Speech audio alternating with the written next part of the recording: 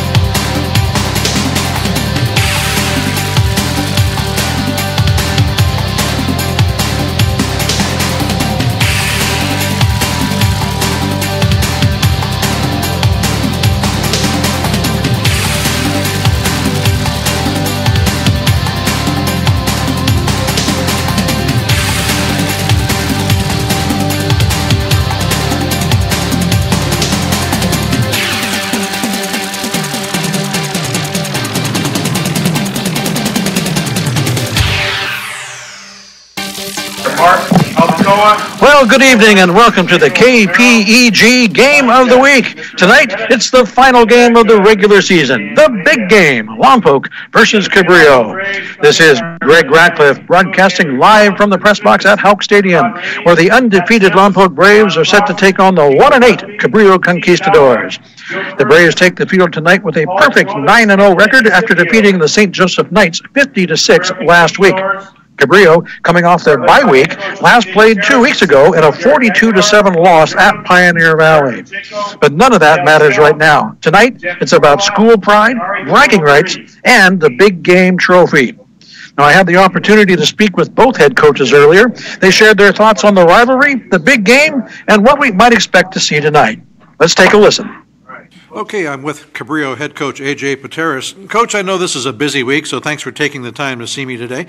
Let's go back 2 weeks to the Pioneer Valley game. The Panthers came out on top 42-7. Can you walk us through that one a little bit? Sure, yeah. So Pioneer Valley, a lot like us in many ways in terms of schematically, what they do offensively and defensively. For us, it was going into our bye week after that game, we wanted to see some signs of improvement, both offensively and defensively. Defensively, I saw significant improvement.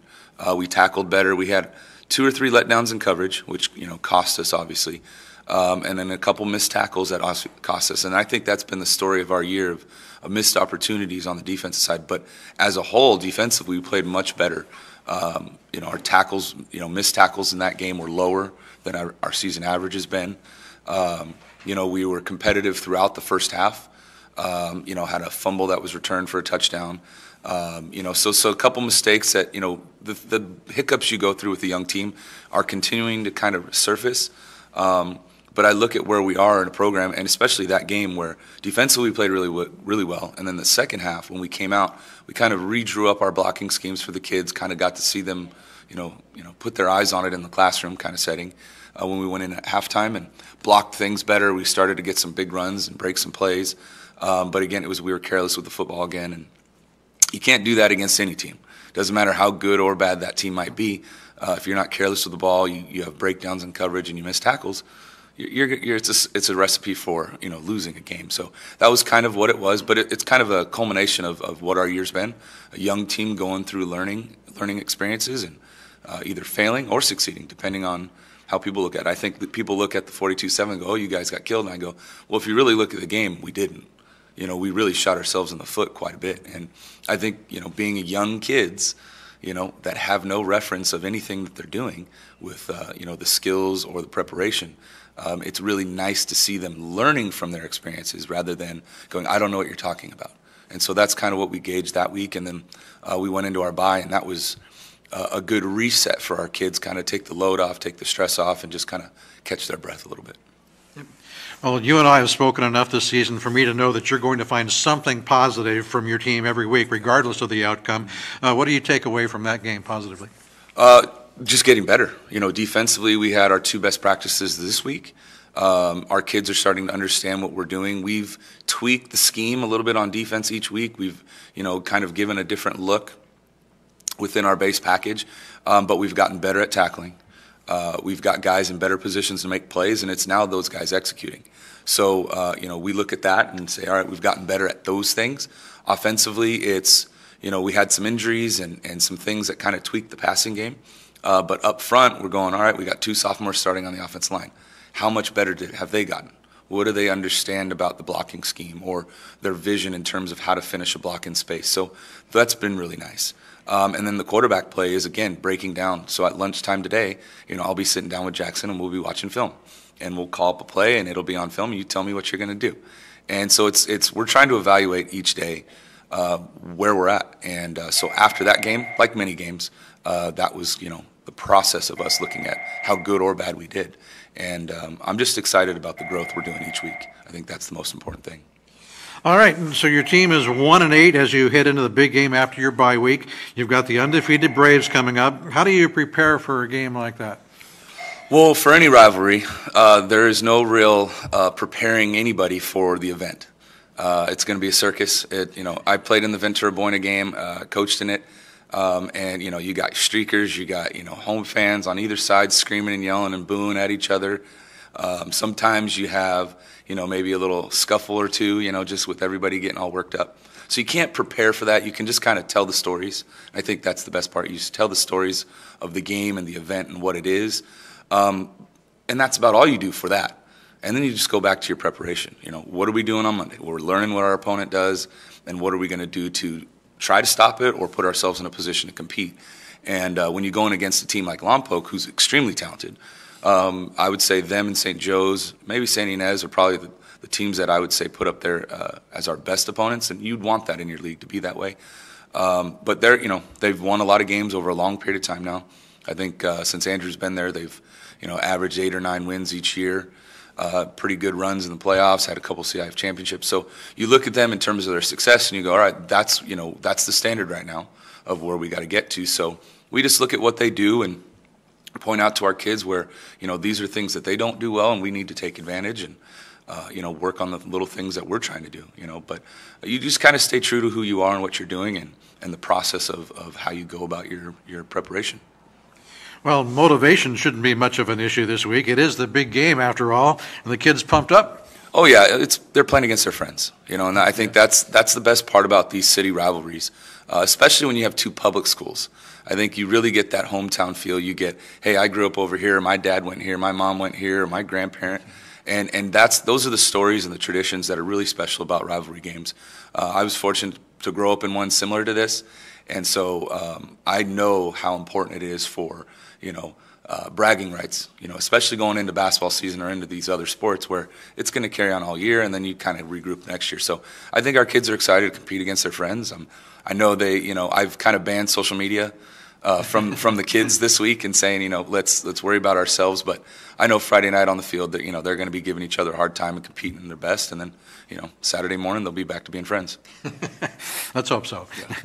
Yeah. So do you have a plan for the Braves? Any new wrinkles, special trick plays you just saved for this week maybe? I will say that it's a rivalry game. You throw out the records and you say anything can possibly happen.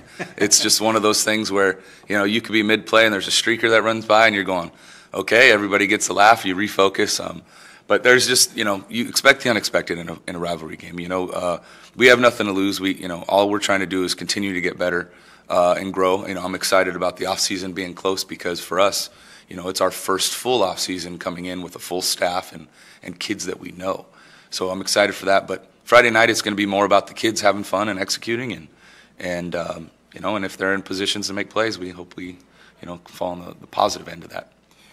Keeping the trickeration close to the vest, I see. Okay. Of course.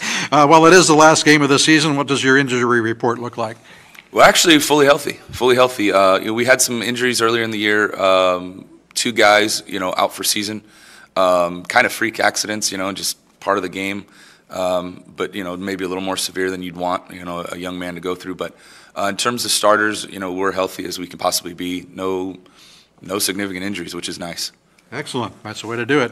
Well, Coach, congratulations on the progress you and your team have made this year. I'm certain that Cabrillo football has the right man at the helm.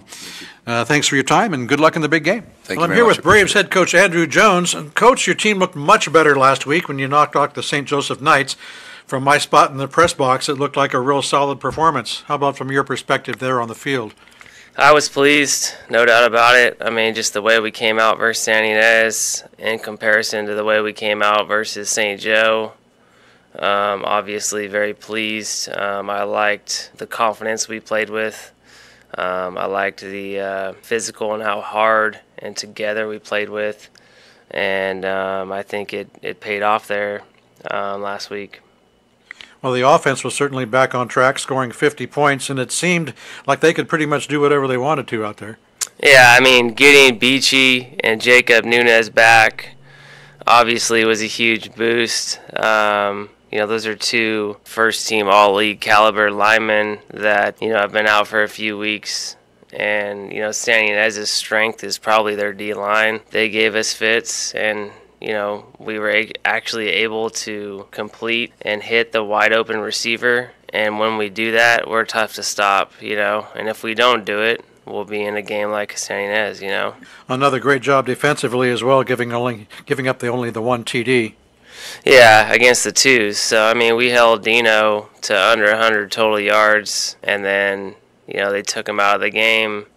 And then once we put the twos in, they put him back in for some reason to get a touchdown. So I was really happy with the way our defense played, considering the fact that they're way more athletic than San Ynez. They're deeper. They have more depth. Prendergast is solid receiver, very good, but they had 4 guys that are really, really good. So we were able to guard them all and then stop their run game. Okay, now you're 9-0 heading into the big game. You've got a 1-8 Cabrillo team to finish off the regular season. What do you expect to see from the Cabrillo Conquistadores? Well, it's a rivalry game, kind of throw the records out the door. Obviously, you got the big game trophy, the bragging rights, the talk of the town, and all that stuff. And we know they're going to come out fired up early on, and so it's just going to be, obviously up to our guys to not play down to the competition and have a nice, smooth performance before going into the playoffs. I think the whole San Ynez game is something that we can learn from. And if we come out and be sloppy and can't hit a 5-yard hitch and we're misaligned on defense, then yeah, we could be in a fourth quarter game. But I expect our guys, they've been professional all week. They know what's at stake. They know how important the big game is. I think that our guys want to send a message. We don't want to be the one game, wonders where we have one great game. We want to have a couple great games in a row going into the playoffs. So. All right, well, this one looks a little one-sided on paper, but it's actually pretty important in several ways. You mentioned the big game trophy, of course, but you need a win to guarantee sole possession of first place in the LPL, which would in turn get you a first-round home playoff game. So this is a big game in more ways than one. Yeah, I mean, you said it. I know we're heavily favored and all that stuff, and our guys are going to be pumped up. I mean, they're going to get our best shot, and we're ready. I mean, we've had a good week of practice. We've been able to install a couple new things. The defenses looked good, and I'd be really surprised if we had another San Ynez caliber performance. Well, I spoke with Cabrillo's head coach earlier today, and we talked about motivation not being an issue for this one. I guess you guys are fired up for crosstown rivalry as well? Yeah. I mean, if you can't get up for this game, there's something wrong with you. If you need me to give you some great speech, then there's probably something wrong with you. There's nothing I need to say other than you got to go out there and do what you're coached to do, and you'll be fine. Okay, well, going into the last game of the regular season, what does the injury report look like? Everybody healthy? Randy is probably questionable with the thigh bruise, and then Dallas Canley is probably questionable, maybe a game time decision. If it was the playoffs, for sure they'd be going tonight. But if we can get them another extra week of rest, I think it would be beneficial for our guys. All right, Coach. Well, as always, thanks for your time and good luck in the big game. Thanks, man. Appreciate it.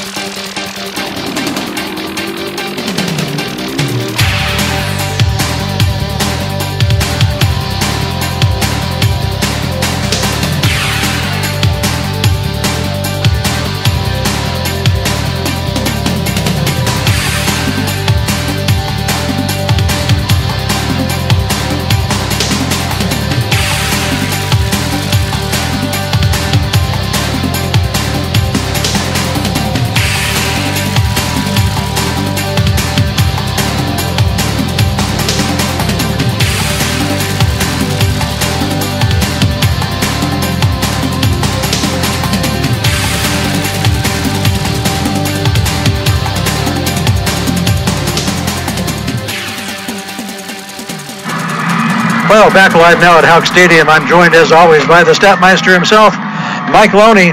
Mike, on paper, this one looks pretty one-sided, but as we know, anything can happen in the big game. Do the Conquistadors have enough firepower to be competitive tonight? Well, as we talked about when the Braves were playing San Ynez, Lompoc needs to play really poorly, and Cabrillo needs to play out of their minds for this one to be close. But you know what? Stranger things have happened on this field. Stranger things have happened in this series. And after all, it is a full moon, so maybe that's indicative of the strangeness to come. It's a full moon with nice, scary clouds drifting across every once in a while, and it's a nice, full, bright moon. We have a terrific atmosphere at Houck Stadium tonight, as we always do for the big game. Lompoc, the visiting team, has the visiting stands completely full over there on the far side. There is a horde of Braves fans here, and not a bad turnout from Cabrillo either. Cabrillo's numbers on the sideline have increased a little bit as some. Yep, they brought up a dozen or so. JV squad came up to participate in tonight's big game to get a little game experience, as you might have heard from Coach Pateras. Lompoc had brought up some guys from the JV squad that they're already listed on the roster that is online, mostly sophomores, but guys like number 7, Cameron Irabaran. That's the problem with brothers. I have trouble remembering the little brother's name sometimes.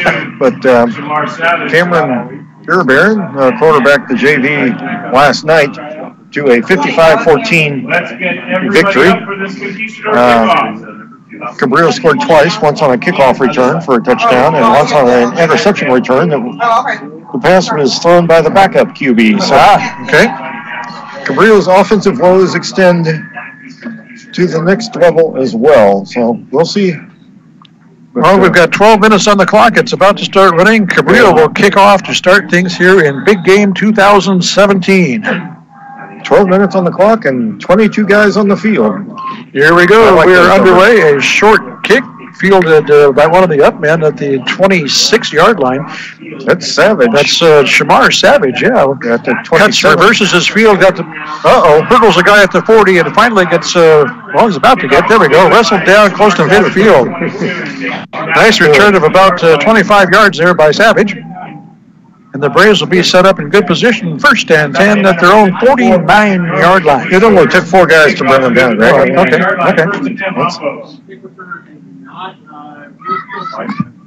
11:46 to go. Just underway here in Big Game 2017. The Braves about to start their first offensive possession of the night.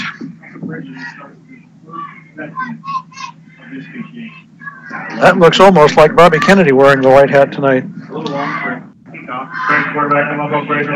Could be. Xavier Nix under center, toss to Toa Tawa. Files some blocks there on the left side, plows through another would-be tackler and gets down to about the 36 or 37-yard line of the Conquistadors before he stopped. He didn't get tackled so much as he fell over a speed bump. About 14 on that one for Toa Tawa and a 1st down for the Braves to start things off. Ball at the far hash mark on the Lompoc side of the field tonight. On just about the 37-yard line of Cabrillo. Dallas Canley in the backfield. This time, the give is to Johnny Manzo on the sweep. He'll get brought down at about the 30. Ball comes loose. Picked up by Cabrillo, but they're calling it down. Yep. He had... Number 1 for Cabrillo had a convoy. That's Ben Dixon, the switch army knife of Cabrillo football. That would have been a Cabrillo 6-point fumble return for a touchdown, but Manzo was correctly ruled down by contact at the 30. There was really no question. But the ball came loose on his 3rd bounce. So. Yeah. Cabrillo fans not pleased with the call, but it was definitely the right call. Gain of about 7 makes it 2nd and 3 from the 30. Tawa in the backfield now. He'll get the carry. Straight up the middle goes Toa Tawa. A little spin move and tackled at the 19. Number 7, that was Jordan Green on the stop. Another 1st down for the Braves.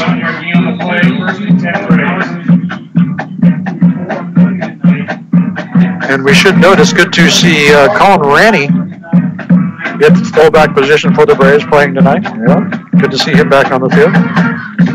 Out for a couple of weeks with a thigh bruise, I think it was. Ball at the Cabrillo 19 with 10:26 to go.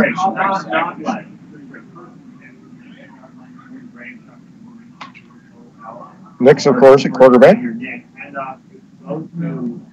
Manzo sweeping to the left, wiggles his way down to close to the 10-yard line. Johnny Manzo, the ball carrier for the Braves. Put it at about the 12, it looks like.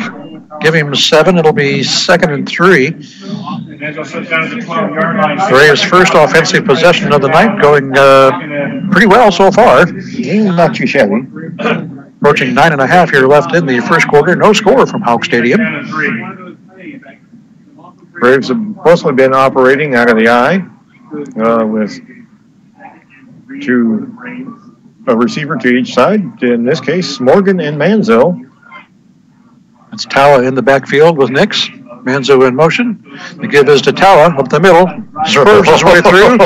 Makes one little jump, one little cut, and he's in the end zone. Touchdown, Braves.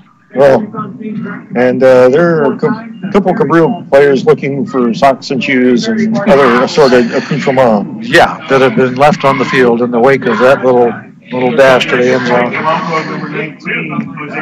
So the Braves will line up in the swinging gate for the point after.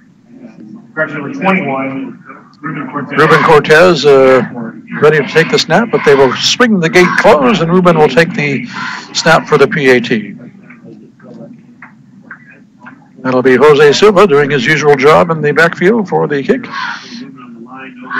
Kick is away. Looks good to me. The officials agree. So that didn't take too long. 2 minutes and 48 seconds to be precise. 9:12 left here in the first quarter. Lompoc on top early. It's Braves 7, Cabrillo nothing.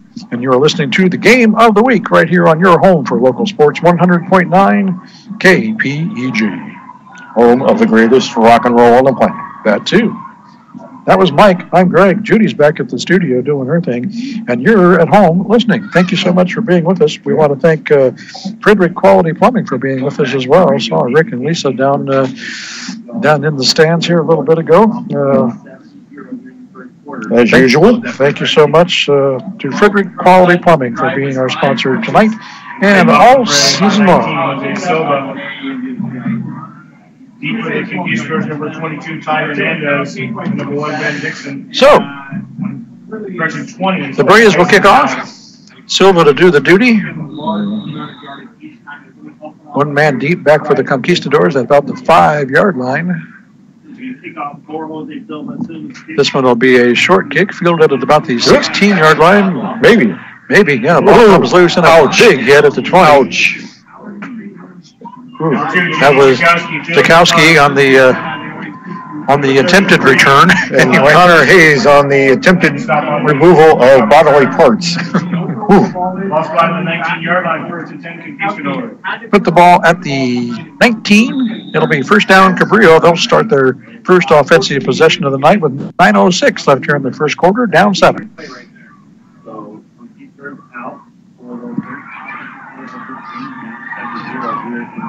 Jordan Green will come out wide here to the near side. That's Ben Dixon up top.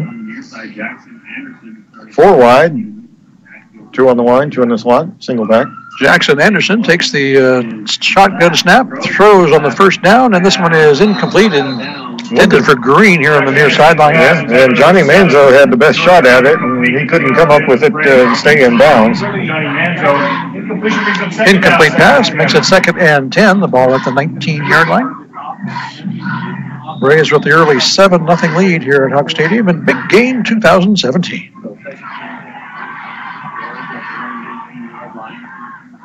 Anderson from the shotgun. 4 receivers, 1 man in motion now. Fake to the motion, throw across. Ooh. Incomplete on a little inside slant to Dixon. And Shamar Savage was right there. Number 22, Shamar Savage. You're right. Good coverage there by Savage. I dare say it, but it was kind of a savage hit. knocked the ball loose. Had to go there. 3rd down and 10, 4 wides.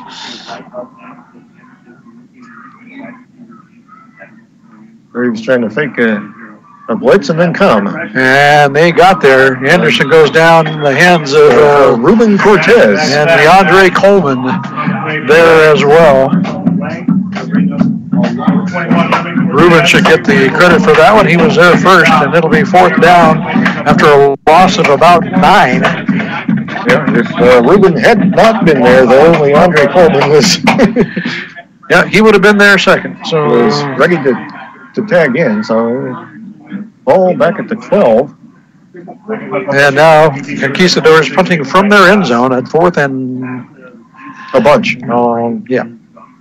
More math than we feel like doing right now, huh? And a little knuckleball kick goes out of bounds on the far sideline, only about the 22-yard line. I believe we're seeing the effects of the do not kick it to Johnny Manzo 21-yard line. order of. Yeah, well, give the Conquistadors credit for watching the film on that. But a relatively poor kick. The execution should have been executed. The Braves will take over 1st and 10 at the Cabrillo 21-yard line. Short field for Lompoc. Yep. And as you have noted on many occasions, they do not need the help. Quick pass out to Savage on the far side, makes one move and gets finally tackled inside the 10 at about the 8 or so. Actually, a pretty good reaction. But, Alex Bourne and number 55, Cruz Smith, made the stop with the Conquistadors. It'll be a 1st down for the Braves. 1st and goal from the 8-yard line. Just under 8 minutes. 7-0 is their score. Braves on top and threatening to add to that here in their second possession. Toatau, the lone back with Xavier Nix. 4 receivers set for the Braves. Manzo in motion. Manzo gets it, makes a cut, then cuts it back outside, and he's in. And touchdown, Braves from 8 yards out, Johnny Manzo. Nobody touched him until he was 9 yards deep in the end zone, and then that was kind of a... And that was the Braves. Yeah. Okay, well, 13-0 now. Braves on top with another PAT pending. Again, the Braves will line up in the gate. That's where they have everybody lined up to the left of center. Except for one guy. Except for one guy, who's DeAndre Coleman, long way out to the right. Cabrillo reacts appropriately, and the Braves will close the gate and settle for 1. There's a snap.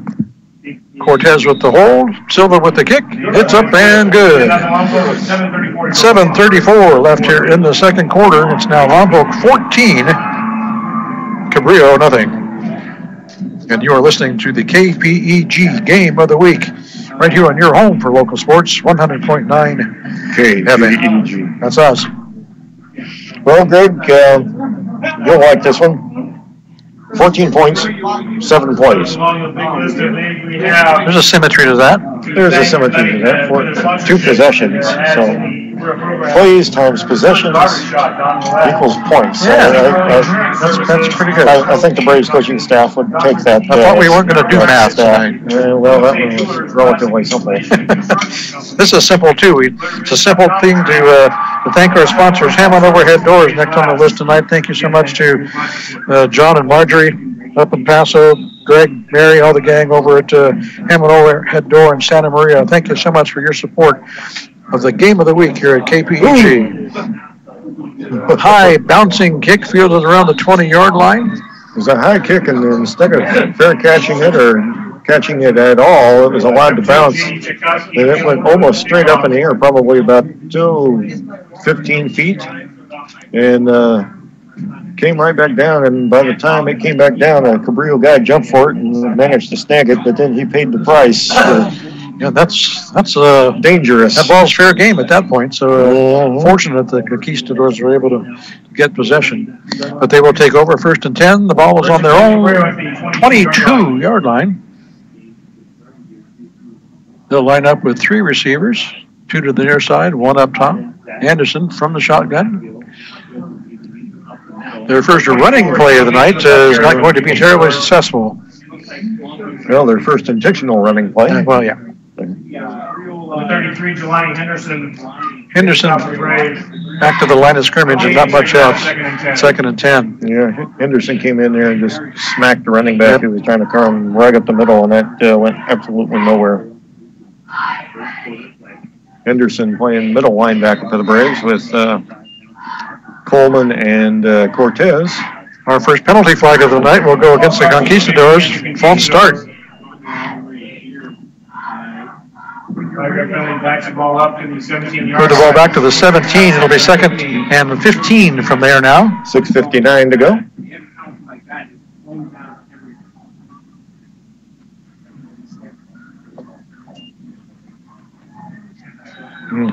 Anderson hands off, run up the middle again.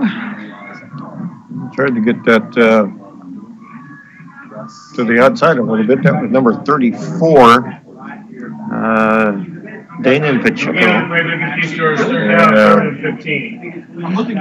No gain on that one. 3rd down and 15. Ball still on the 17-yard line at the Conquistadors. They'll line up 2 wide up top.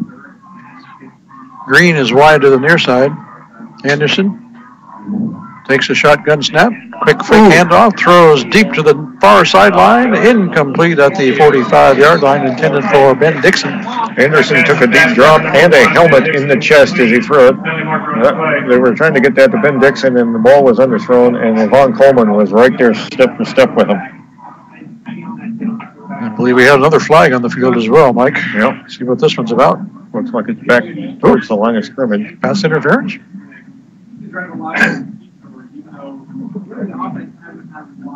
This one's going against the Braves. Yeah, I'm going to say pass interference. Pass interference, Lompoc.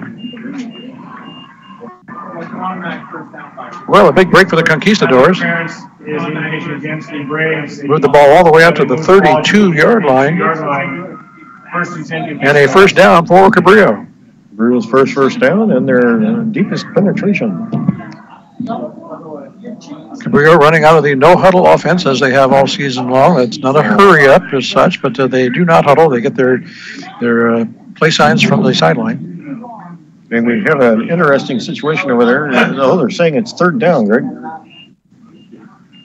So, and they did not move the chains, so. Quick pass out here complete to Jordan. Takes a big hit from Ruben Cortez and goes down at the 43-yard line. 3rd and short, and they get about 10 or 11 on that one, so it'll be first down for the Conquistadors from the 43-yard line. The penalty yardage got them to 3rd and 1. Now it's first down. Well, completed pass, then the ball comes loose. Tchaikovsky with the catch, but are they calling it a catch and fumble? Scramble for the ball at the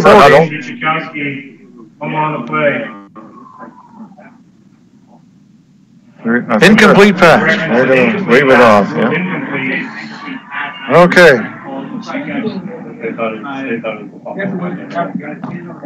So, incomplete pass will be second down? 2nd and 10. No, they got the chain going in the wrong direction, for one thing. Yeah. Got to get this figured out. And they got the ball spotted at the 42 at 2nd down, and the first down, the line to get for first down is at the 32. So they got to get this turned around. Bobby Kennedy getting them sorted out. 5:56 left here in the first quarter. Halfway through quarter number 1 here in big game 2017. It's 14-0 Lompoc.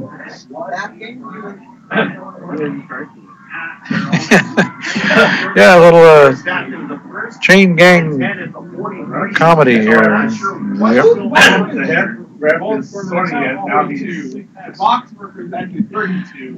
And now we're having a zebra huddle to get this. This is one I haven't seen before, Mike. Yeah, it's been a while. To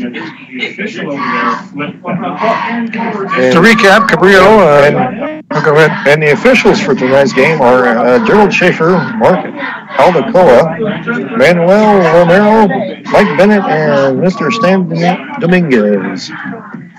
So that is not. So Bobby's off the hook. That is not BK. Okay, kind of looks like him down there. Sorry. Yeah.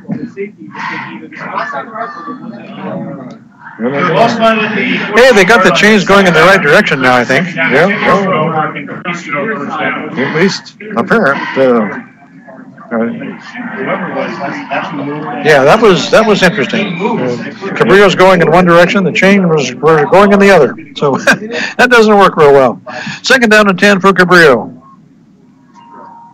Anderson back to pass. This one is complete. Jaskowski, but tackled immediately at the 46. Savage and Jimmy Gardner on the stop. Gain of about 4. 4-yard gain on the play. It'll be 3rd and 6. They need to get to the Brave 48-yard line for a first down. Cabrillo will line up 5 wide, empty backfield. And in case you're trying to keep score at home, they're on that chain mix-up. Cabrillo lost a yard, but they didn't make any difference on the yards to gain. So. Quick slant pass complete to Mason Towns and down at the 47 of the Braves, and that'll be a first down. A legitimate, unconfusing first down for the Conquistadores. And the chains are still going in the right direction. I am happy to report. Or at least in the correct one. First down, Conks, Braves 47.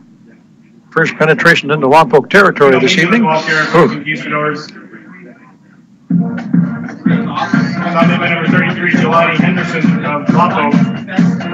As Tito Amiza on the carry gets a yard up the middle, it'll be 2nd and 9 at the 46. He got to experience the Jelani Henderson experience, and he's headed over towards the sideline. Jelani Henderson experience. Yep. That's not to be confused with the Jimi Hendrix experience. No. 2nd and 9. Anderson looking left. Tucks it down. He's got a lot of room on the far side. A lot of green grass in front of him. Finally gets knocked out of bounds inside the Brave 35. I think that was Savage that rolled him out over there.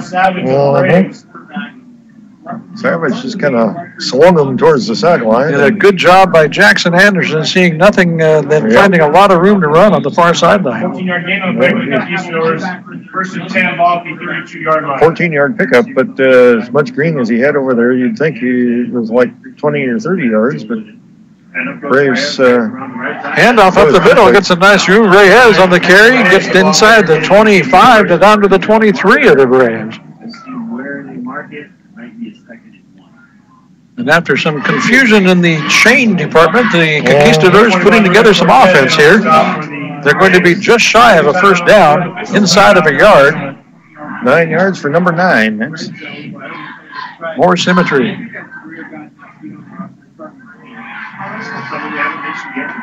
And speaking of chains, they're going to bring the gang out on the field for a measurement. I think this one's going to be a skosh short. Well, we got that in early, did we? Yeah, and it is about a skosh short. All credit to Tom Gerard. 4:05 to go here in the first. 14-0 is their score. The Braves on top, but the Conquistadores are on the move here in the first quarter. Also in the first, Paso Robles is up 7-0 on Atascadero. Another important game here in the Los Padres League tonight. The San Ynez Pirates visiting the St. Joseph Knights. And, possibly the most important game in this last weekend of LPL history. That one probably will decide the second playoff seed coming out of the LPL. And it's much more important game for San Ynez than it is for St. Joe. 2nd and very short, and Jordan Anderson gets swallowed in the backfield. There were a bunch of Braves back there, but who was there first? I think Jimmy Gardner or Jelani Henderson. It was either 32 or 33. I'm not sure which one. I think we'll give that one to Gardner. A loss all the way back to the 28. And from 2nd and about the length of a ball, it's now 3rd down and a long 6. Speaking of which, St. Joe is up 7-0 on San Ynez. Anderson back to pass. back, throws it again, and this one is picked off by Shamar Savage. And we have a flag down, and you can't. It's an illegal forward pass. Yeah, you can't throw. His first pass was batted back to him, and he caught it. So then he threw it again. So this is going to be an illegal forward pass, and the interception will not stand. Well, right? Maybe. If Lompoc. The second attempt at passing was intercepted. Yep, that's declined, and it's Lompoc ball. Okay, that penalty is declined. That's right. Okay, so that was the call, but the Braves will decline the penalty and take the ball. So that was one you don't get to see very often. Jackson Anderson goes back to pass. Defender bats it right back to Anderson, who then throws it again. Ball picked off by Shamar Savage and returned to the Lompoc 33. Penalty decline, Braves ball. Shamar returned that about 8 yards. Not quite up to his usual standard. So the first scoring threat by the Conquistadors is thwarted by a turnover. And the Braves will take over first and 10. Nix under center. 3 receivers up top. Toa Tawa, the lone back, swerves his way into the secondary and bowls over a couple of guys. It's going out to the 43. 7, Jordan Green made the stop for the Conquistadors. And that's just enough to move the chains. First down, Braves from their own 43-yard line. Jordan Green on the stop for Cabrillo. Just over 3 minutes left here in the first quarter. Lompoc up 14-0 here in Big Game 2017. Greg Ratcliffe, Mike Loney, Judy Baker bringing you all the action here from Hog Stadium tonight. We're glad you're with us. The Judy Warrior.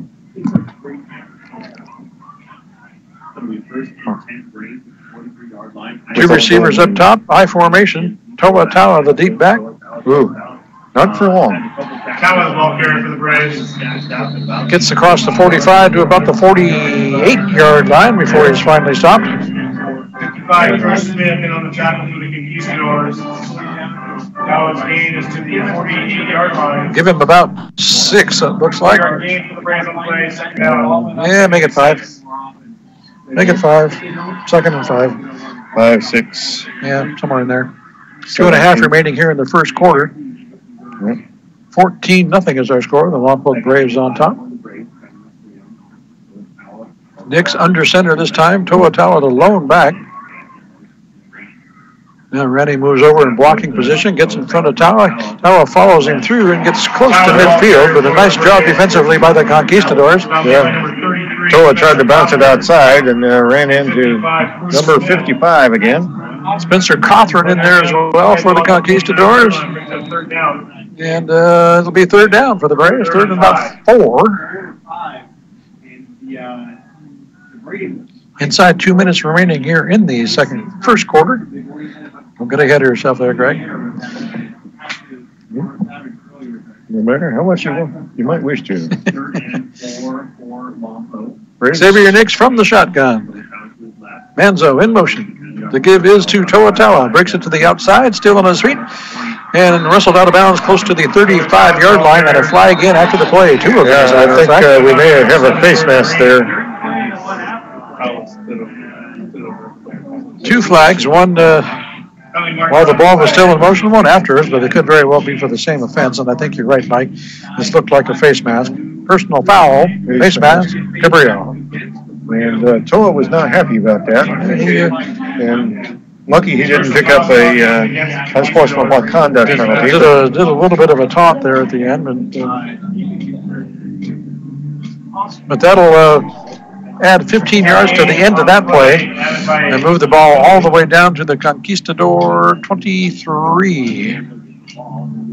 First down, Braves from there.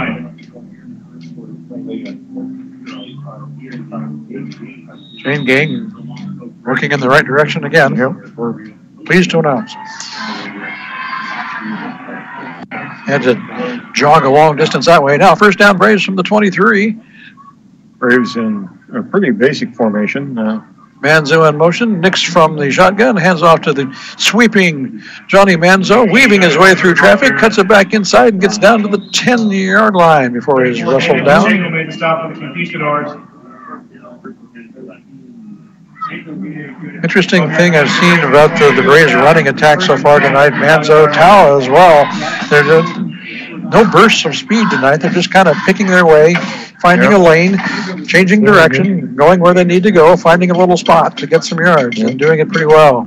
Cabrillo in their standard 4-3, and Lompoc basically is nobody more than 5 yards from the line of scrimmage in just about any direction. 1st and 10 Braves from the 11. Pitch to Dallas Canley. Gets away from initial contact in the backfield, but finally gang tackle for a loss back at the 16, and a flag coming in late. And I think that's going to be another personal foul. Personal foul, Conquistadores. I don't think it was the first 3 guys that got there, but the two other guys who jumped on the pile. And, yeah. So what would have been a loss for the Braves is going to turn into a 1st and goal at the 8. Wow. And as we have said numerous times this season, you just don't need to help this Lompoc team.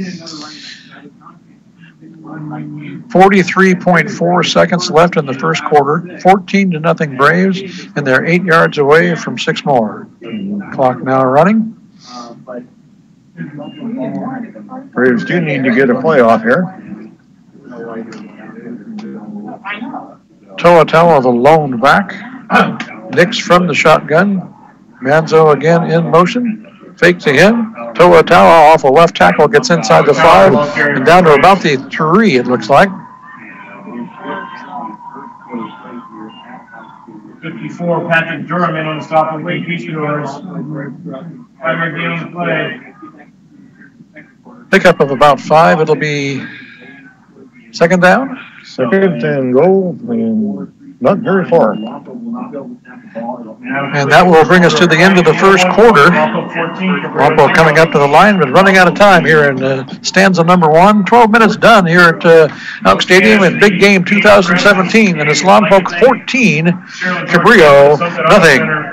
And you are listening to the Game of the Week right here on your home for local sports, 100.9 KPEG. Home of the greatest rock and roll on the planet. And home to the greatest sponsors in town, Lompoc Community Bank on that list. Thank you so much to everybody at LCB for their support tonight and all season long of local high school football and local community-based nonprofit radio. Thank you, Lompoc Community Bank. With 4-wheel drive. Look no further than Sunset Auto Center for a new vehicle. They are located at 1300 North Main Street. Well, open 7 days a week for your shopping convenience. Cabrillo's helping Lompoc far too much so far. Well, a couple of costly personal fouls here recently. Personal fouls, turnovers, other penalties. And as we mentioned, Lompoc doesn't need the help.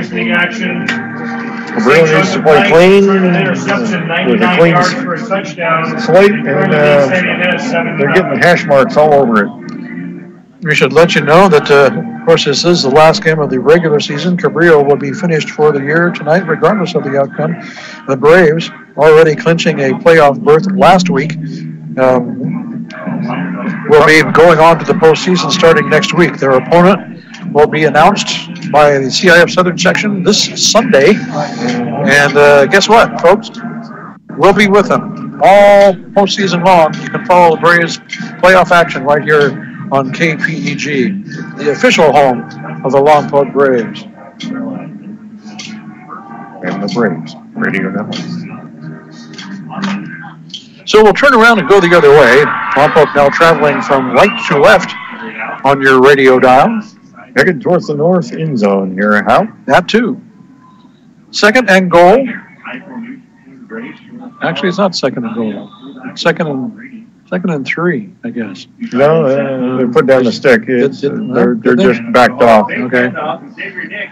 Nix rolls left. Throws to a guy wearing number 32, standing all alone. That's Jimmy Gardner. And he didn't have anybody within 5 yards of him, standing at the back of the end zone. Well, they had 3 receivers and 2 guys trying to cover them. And that, speaking of not doing math, that doesn't work out too well. Touchdown Braves. It's 20-0. Point after coming up. Braves in the swinging gate once again. 11:54 in the second. And they'll snap it to Cortez. And he'll fake it and then trying to stiff arm his way into the end zone. And he makes it. Ruben Cortez makes the call. And the 2-point conversion will be good. So with 11:54 left here in the second, 6 seconds into the second quarter, it's now Lompoc 22, Cabrillo. Well, that was nothing. One of the more unusual runs on a conversion attempt you'll ever see. Broken tackle, a stiff arm, and Ruben tried to break it outside, and then he turned around and kind of fake pitched it to Jose Silva, and Jose was looking at him like, "What? Are you crazy?" So please don't give me that. And so then Ruben just kind of kept spinning and spun his way in, got spun around backwards and backed into the end zone. The Braves now leading 22-0. Napomo up 7-0 on Santa Maria in a big Northern League matchup. And Rigetti up 93 on Pioneer Valley. Pioneer Valley is finishing their season with a non-league game. A crosstown rivalry. Yep. Jose Silva now set to kick off for the Braves with 11:54 left here until halftime. Kick is away. Nice end over end kick. Nice. Fielded back at the 2. Mason Towns gets walloped at the 8. Kickoff return. By number 84, Jacob Hunt. Jake Hunt managed to get down there and nailed him pretty good. Was spotted at the 8-yard line.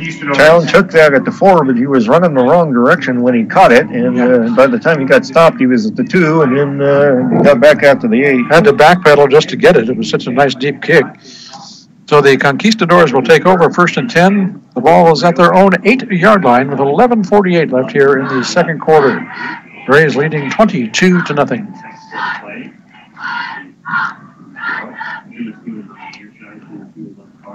Jackson Anderson lines him up.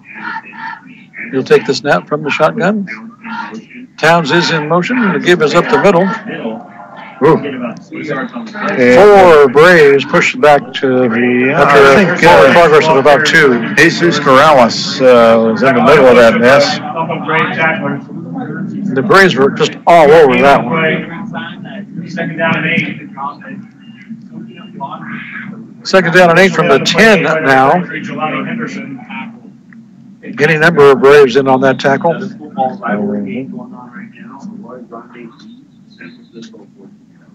Visitor stands are jam-packed and not an empty seat to be found. The Cabrillo side has filled up dramatically since earlier in the game, and they are pretty full as well. So, and we're also hearing that Arroyo Grande is up 14-0 tonight. Timeout on the field. Timeout called by the Braves with 11:09 left here till halftime. 22-0 is our score. The Braves lead in Big Game 2017.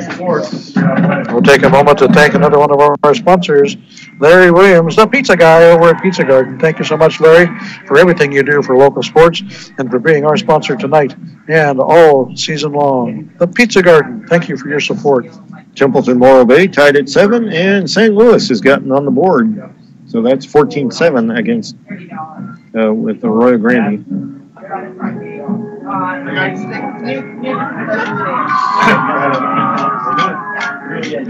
Cabrillo starting this possession deep in their own territory. They could really use a break or two about now.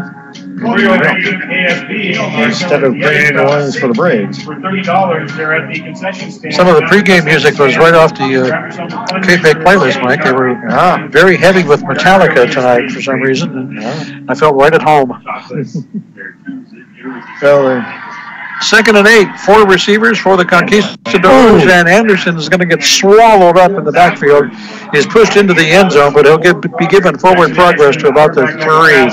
Yeah, he got pressure up the middle and tried to spin outside.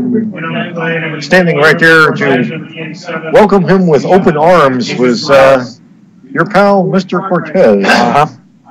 he enjoys being in the opposition's backfield. We discussed that at great length at his birthday party a little while back. Third down. And about 16 now for the Conquistadores. The ball at their own 2. Anderson taking the snap in the end zone. Ooh, big gap up the middle. Look at this. It's a foot race up the near sideline. He's not going to win that one. Johnny Manzo is going to beat just about everybody, but that was Christian Reyes with a big gap up the middle, all the way out to the Lompoc 44. Found a seam in the middle of the Braves defensive line and just sprinted up the field to the Cabrillo 44 with 10:16 here remaining in the second. By far the biggest play of the game for the Conquistadors. They spread everybody out and popped one right up the middle. Braves were in pass rush mode, and they managed to snap one right past them. Jackson Anderson throws this one to the left, incomplete. Jadkowski out there, and the ball never quite got to him. Good bounce pass, but basketball season hasn't started yet. So not far away, though. Yeah, right around the corner, matter of fact. Second down and 10 after the incompletion. Stops the clock at 9:57 until halftime. Tryouts for Cabrillo started this week. 22-0 Lompoc. Cabrillo with a little bit of offensive spurt here. See if they can capitalize on that big play. Reyes again. Try it again. You'll get a yard is all to the 45. No big gap this time. Number 1, Leandre Coleman, and number 42. And timeout called by the Conquistadors after a 1-yard gain to the 45. 9:47 left here in the second quarter. Lompoc up 22-0. Cabrillo calls time. That's their first called timeout of the half. And gives us the opportunity to thank another one of our sponsors. Guess who, Mike? Rose Isaac of Anything Athletic, Rose's Embroidery. She's done so much for the sporting community in this valley for so long. We thank Rose for being part of our efforts as well. Anything Athletic, Rose's Embroidery. Thank you so much for your support of local football and local community-based nonprofit radio. Rose's Embroidery, Anything Athletic. Napomo now up 13-0 on Santa Maria. Templeton and Morro Bay tied at 7. Do you want Cabrillo colored M&M's? Okay.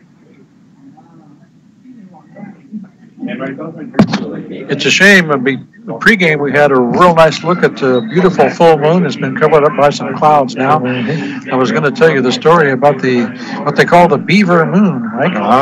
It just doesn't feel right if it's not there to see. Maybe we'll talk about it some more later. The beaver moon. The beaver moon, not the harvest moon. That was a while ago, but the beaver moon. I'll tell you the story here in a bit. Third down and 9 for the Conquistadors. Back to pass, looking across the middle. This one is incomplete. Through behind Ben Dixon, high and wide. And the 3 closest guys to that football were all wearing blue, and it wasn't close to anybody.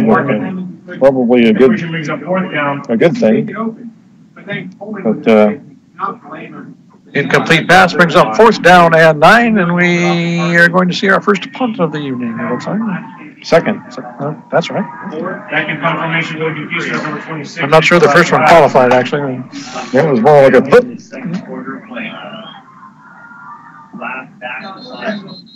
And Johnny Manzo is back. And all of a sudden, there's a timeout. Braves will call timeout. That's interesting. Looked like Cabrillo was thinking about maybe doing something sneaky. And well, this would be a good place on the field to do it. Yeah. Good time. 45-yard line. Yeah, good time. 9:42 left here in the second. Braves up 22-0. Cabrillo with nothing to lose, really. AG up 21-7 on San Luis Obispo. I talked with Coach Gutierrez. You might have heard in the pregame interview. Asked him if he had any special tricks up his sleeve for tonight, and he was keeping anything of that nature very close to the vest. Yeah.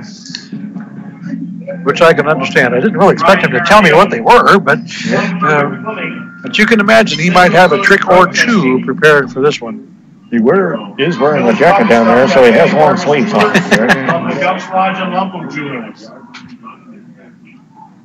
Nikolai Glass now back to do the kicking. He's standing at his own 31. Braves have everybody up except for Manzo, and they will kick it away. And then Manzo will have a chance, maybe. Yep. Well covered there by the Conquistadors. Too many black shirts in the neighborhood, and Manzo will wisely walk away and let them down it at the Braves 23. Yeah, it landed about 7 yards in front of them. And the last couple sponsors to thank. That's one of those discretion, better part of valor decisions. And the Braves will take over first and 10 at their own 23-yard line with 9:33 left here until halftime. Lompoc has a 22-0 lead. Don't forget, folks, if you have friends or family outside of the KPEG listening area, remind them they can listen to the game as well at kpegradio.com. Live worldwide. And actually, they can listen to kpegradio.com pretty much anytime, can't they, Greg? Well, actually, no. No? Quick pass complete to Shamar Savage. Gets out of trouble to reverse his direction. Now he's got a lot of room and a whole bunch of blockers on the far side.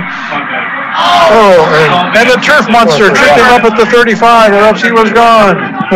Oh, my goodness. A great job by Shamar Savage to break away from traffic here just on the Cabrillo sideline. Reversed the direction all the way across the field, picked up a convoy of blue-shirted blockers, and then fell down. Yeah. Tripped and stumbled for about 4 or 5 yards, and then went to the ground. But a terrific gain nonetheless, all the way to the Cabrillo 34-yard line. That dreaded turf monster got him. Penalty on the play, sideline warning against the Lompoc Braves. And the Braves will pick up a sideline warning on the play as well. No harm, no foul at this point, but they do it again, that'll cost them 5. Yep. The ball's at the 34. Their second week in a row they've had that come up. First down, Braves. And they're going to go with 3 wide. And Manzo in the slot. Yeah, that's an interesting one. Tala in the backfield with Nix. Nix from the shotgun. Savage in motion. Tala gets the handoff. Breaks it outside and gets down to about the 5-yard line. Inside the 5. Jordan Green got to go for the Tala sleigh ride. The Tala sleigh ride. Well, we're getting closer to that time of year, Greg. Just outside the 5, they call him out of bounds there. It'll be first and goal for the Braves. 38-yard pickup for Tala on the play. First and goal, Braves at the 6-yard line. Coleman comes out. Savage comes out. Wouldn't be surprised to see a full house lineup for the Braves here this time. Or not. High formation with dual tight ends and a fullback. Tala, the deep back. Manzo, motion. Tala takes the handoff, cuts it back inside. And he'll be stopped short by about a yard, it looks like. Pick up a 4 for Toa Tala. Well, maybe not that much. Okay, well, right. Let's put it at about the 3, actually. It'll be second down and goal from there. Pick up of a couple. 8:20 left here till halftime. Braves up 22-0 and threatening to add some more. Now we got a full house backfield. That's Dallas Canley off of left tackle. Is he in? Yes. Touchdown, Braves. And it is now official both sides and touchdown, Braves. 8-minute mark here in the second quarter. Braves now up 28-0 with the point after coming up. They will line up for a traditional one-pointer this time. No swinging gate. Silva the kick. Cortez the hold. The kick is away and good. So officially 7:58 left here in the second quarter. Our score now Lompoc 29, Cabrillo 0.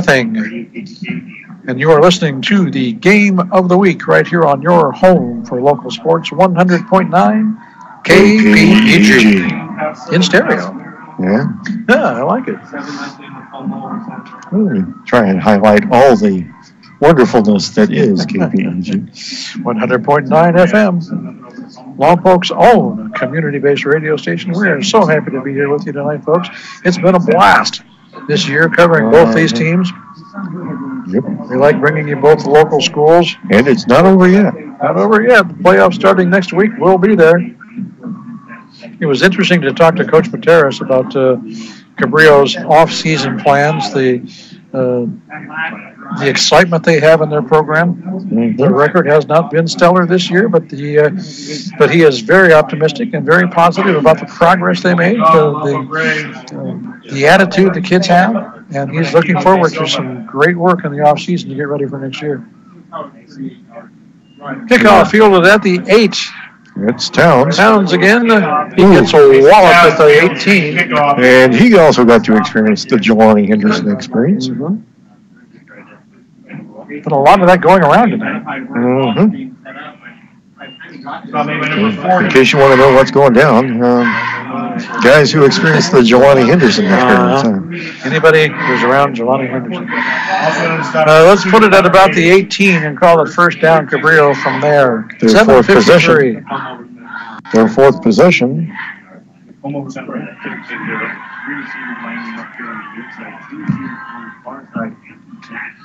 5 wide for the Conquistadors. 3 here to the near side, 2 up top. Nobody in the backfield except the quarterback. Mm-hmm.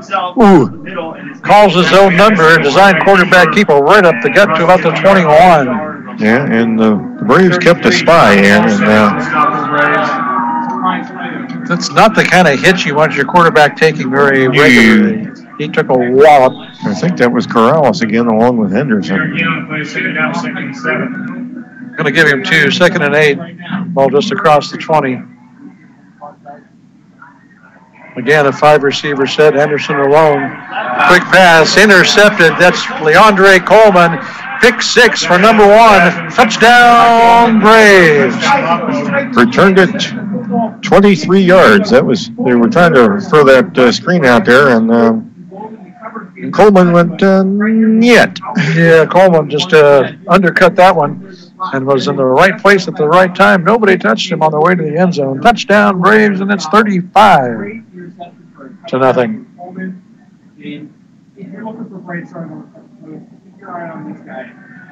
the Braves are lined up for another PAT. The Braves getting done in multiple ways here tonight so far, Mike. Indeed, they have. Looks like we've seen the last of the swinging gate for the Braves. I think tonight they will line up traditionally for the single point after. Silva with the kick. This one's away. It is, once again, right through the middle. So 7:15 left here in the second quarter. It's now Lompoc 36, Cabrillo nothing.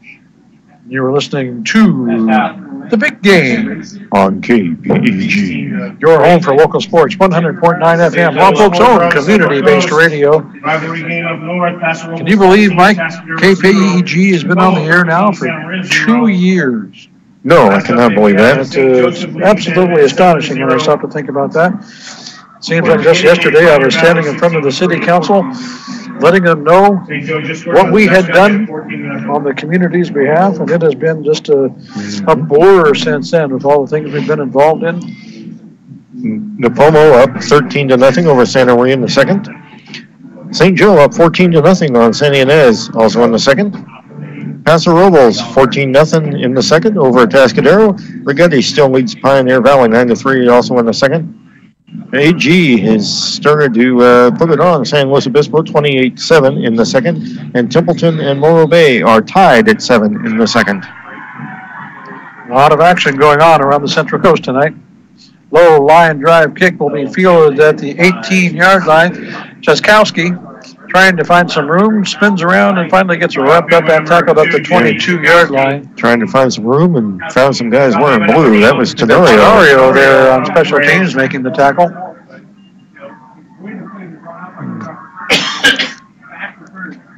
He was the starting tailback for the JV team yesterday.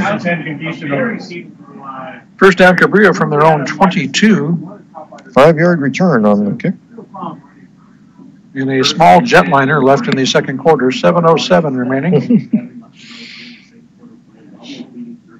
4 receivers, 3 up top, 1 here to the short side. That's Dixon. Anderson from the shotgun. Braves showing blitz. Ooh, low snap, nice snag by Anderson. Run up the middle, however, for little, if nothing at all. 21, Ruben Cortez, and number 27, Jesus Corrales. Cortez in on the stop for the Braves. Minimal gain of about a half a yard. We want to play second down, 2nd and 9. 2nd and 9 or 10, depending on your point of view. Same set. Dixon down here low. Anderson takes a snap, rolls right, now takes it away. Gets out from pressure, now has to run. And takes a big wallop here at the... A savage hit, right? A savage hit by Shamar Savage at the 28. There was nothing dirty about it. It was just a good, solid defensive And what got Anderson on the move in the first place was Juan DeLuna was right in his face and jumping up in the air. And I don't know about you, but that would get me to move. Yeah. Luna's a big young man at 5'11", 250. 3rd down and about 4. Anderson has to bring it down, and he'll get wrapped up and tackled in the backfield for a loss. Was that Ruben again? I think that was Ruben. Sometimes I think Ruben spends more time in the opponent's backfield than the opponents do. Yeah. Both offensively and defensively. He spends a lot of time on that side of the line of scrimmage. Lost back to the 26. That'll be 4th down and about 6. And a punting situation for the Conquistadores. Official timeout. So it looks like we got a Braves player shaken up on the far side of the field. Is that DeLuna? Timeout for an injured player. I think that is Juan DeLuna on 1D over there on the far hash mark. Yeah, looks like he's getting up, walking off on his own. Okay, that's good news. Coach is out there, trainer's out there, and DeLuna will make it off the field under his own power. Good to see. And the Conquistadores will line up to punt. With 5:27 left here in the first half. Crowd continuing to come in, Mike. We've got standing folks here underneath the scoreboard. This is looking like old times now. Several thousand here at Hub Stadium tonight. Puts away, a high, short kick angling to the end zone. Hits the 50-yard line sign here on the Cabrillo sideline. It'll have gone out of bounds and across the line at about the 47, looks like. So the Braves will have excellent field position starting on the Cabrillo side of the 50 with 5:13 left here in the first half. Braves up 36-0. And the Braves have scored on every single possession they've had so far. Plus a defensive score as well. Arroyo Grande up 31-7 now on St. Louis Obispo. And the moon has come back out. Full moon here for a big game tonight. There it is. A big old spooky moon. A little bit of haze, but still a beautiful sight to see. Directly to the east. You want to take a look out? A couple Braves linemen moving around, and now they're switching back. Nix from the shotgun. Tawa just to his left. Manzo in motion, fakes the handoff. Nix looking to throw. Oh, goodness. Got Shamar Savage all alone at the 15. He'll catch it and walk in untouched. Touchdown, Braves. And that one was just simple. They sent Manzo in motion over to the left. Then they faked it to Tawa going right. And by the time the linebackers and safeties figured out that Shamar Savage wasn't accounted for, he was wide open. He was 10 yards behind the defense and standing all by himself. That was the definition of pitch and catch between Xavier Nix and Shamar Savage. 42-0 with the PAT coming up. Ball starts, the indication against the Conquistadors. Cabrillo jumped on that one, and Braves will decline that one, and we'll get back to business here. from the hold of Cortez, off the foot of Silva. This one is good. So 5:04 left until halftime. Braves on the board again. It's now Lompoc 43, Cabrillo nothing. And you were listening to the 2017 version of the big game, Lompoc versus Cabrillo, right here on your home for local sports, 100.9 KPEG. The home of the greatest rock and roll on the planet. That's Mike. I'm Greg. Judy's back at the studio doing her thing. And we are having a blast, folks. Thank you so much for being with us. Don't forget, friends and family from outside of the Lompoc area can tune in at www.kpegradio.com. Check out the audio and all of Judy's wonderful graphics that she is so kind to supply for us.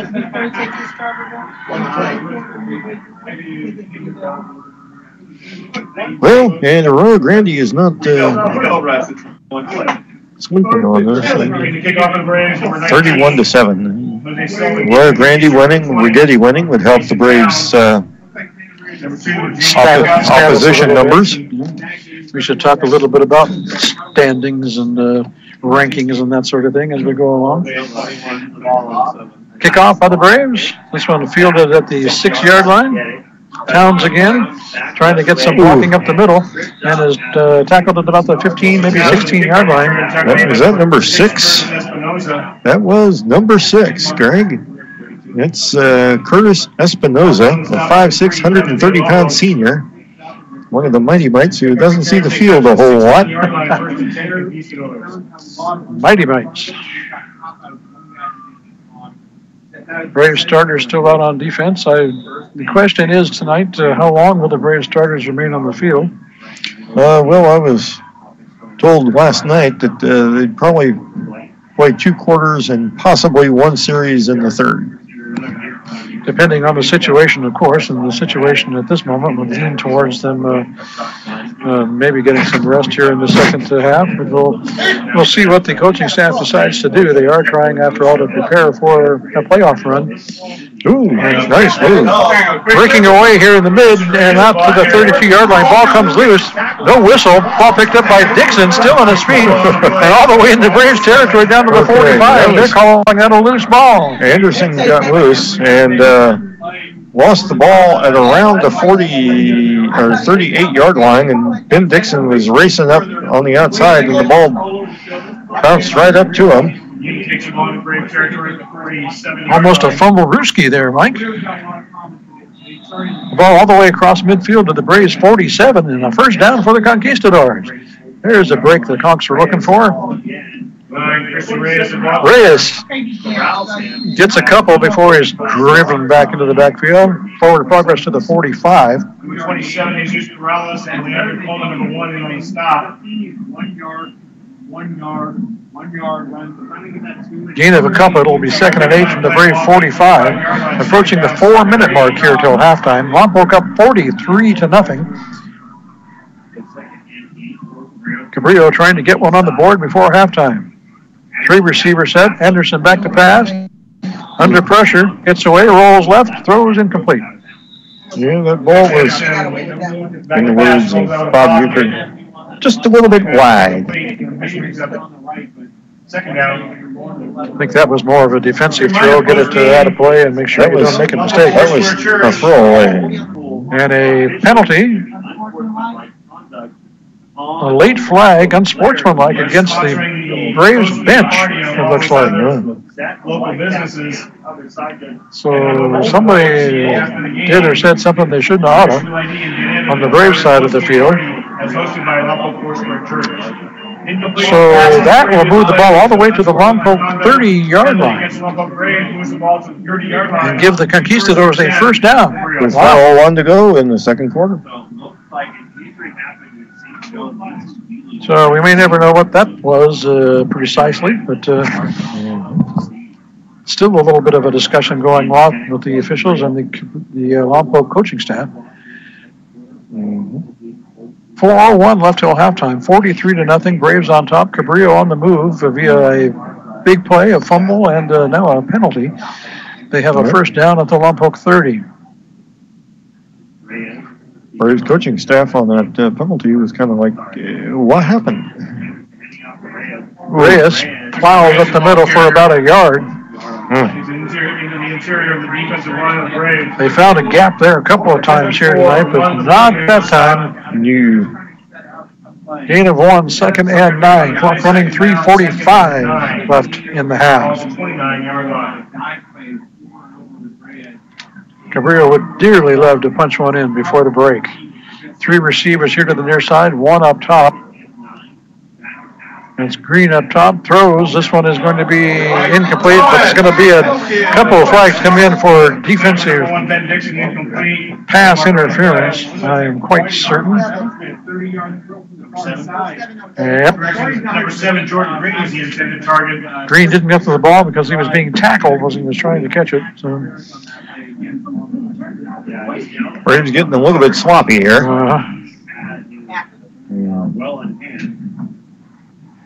We'll see if it's pass interference or holding. Not good either way. Pass interference is the call. Pass interference is the indication against the Lompoc. Move the ball to the 15-yard line, just inside the 15. And it'll be a first down. Cabrillo, by far their best field position of the night. 3:27 left to go in the half.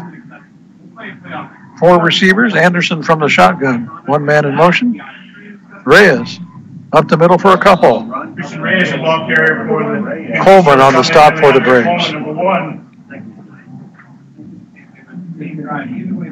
Move the ball to the Second down, 2nd and 9. 13. Fellow by the name of Lavon Coleman had a nice outing for the Washington Huskies last weekend. Over 100 yards, 3 touchdowns. Older brother of DeAndre, of course. Anderson on the keeper, trying to get to the corner. Not going to get there. Takes a hard hit at the 10. And his helmet goes flying, and a flag comes flying. Face mask against the Braves. So the Braves getting really sloppy in this Cabrillo possession. 1, 2, 3 penalties. Personal foul against the sideline. Pass interference. And now a personal foul face mask call is going to give the Conquistadors a 1st and goal from the 6. Or is it a first down? 2:48 remaining here in the second. Either way.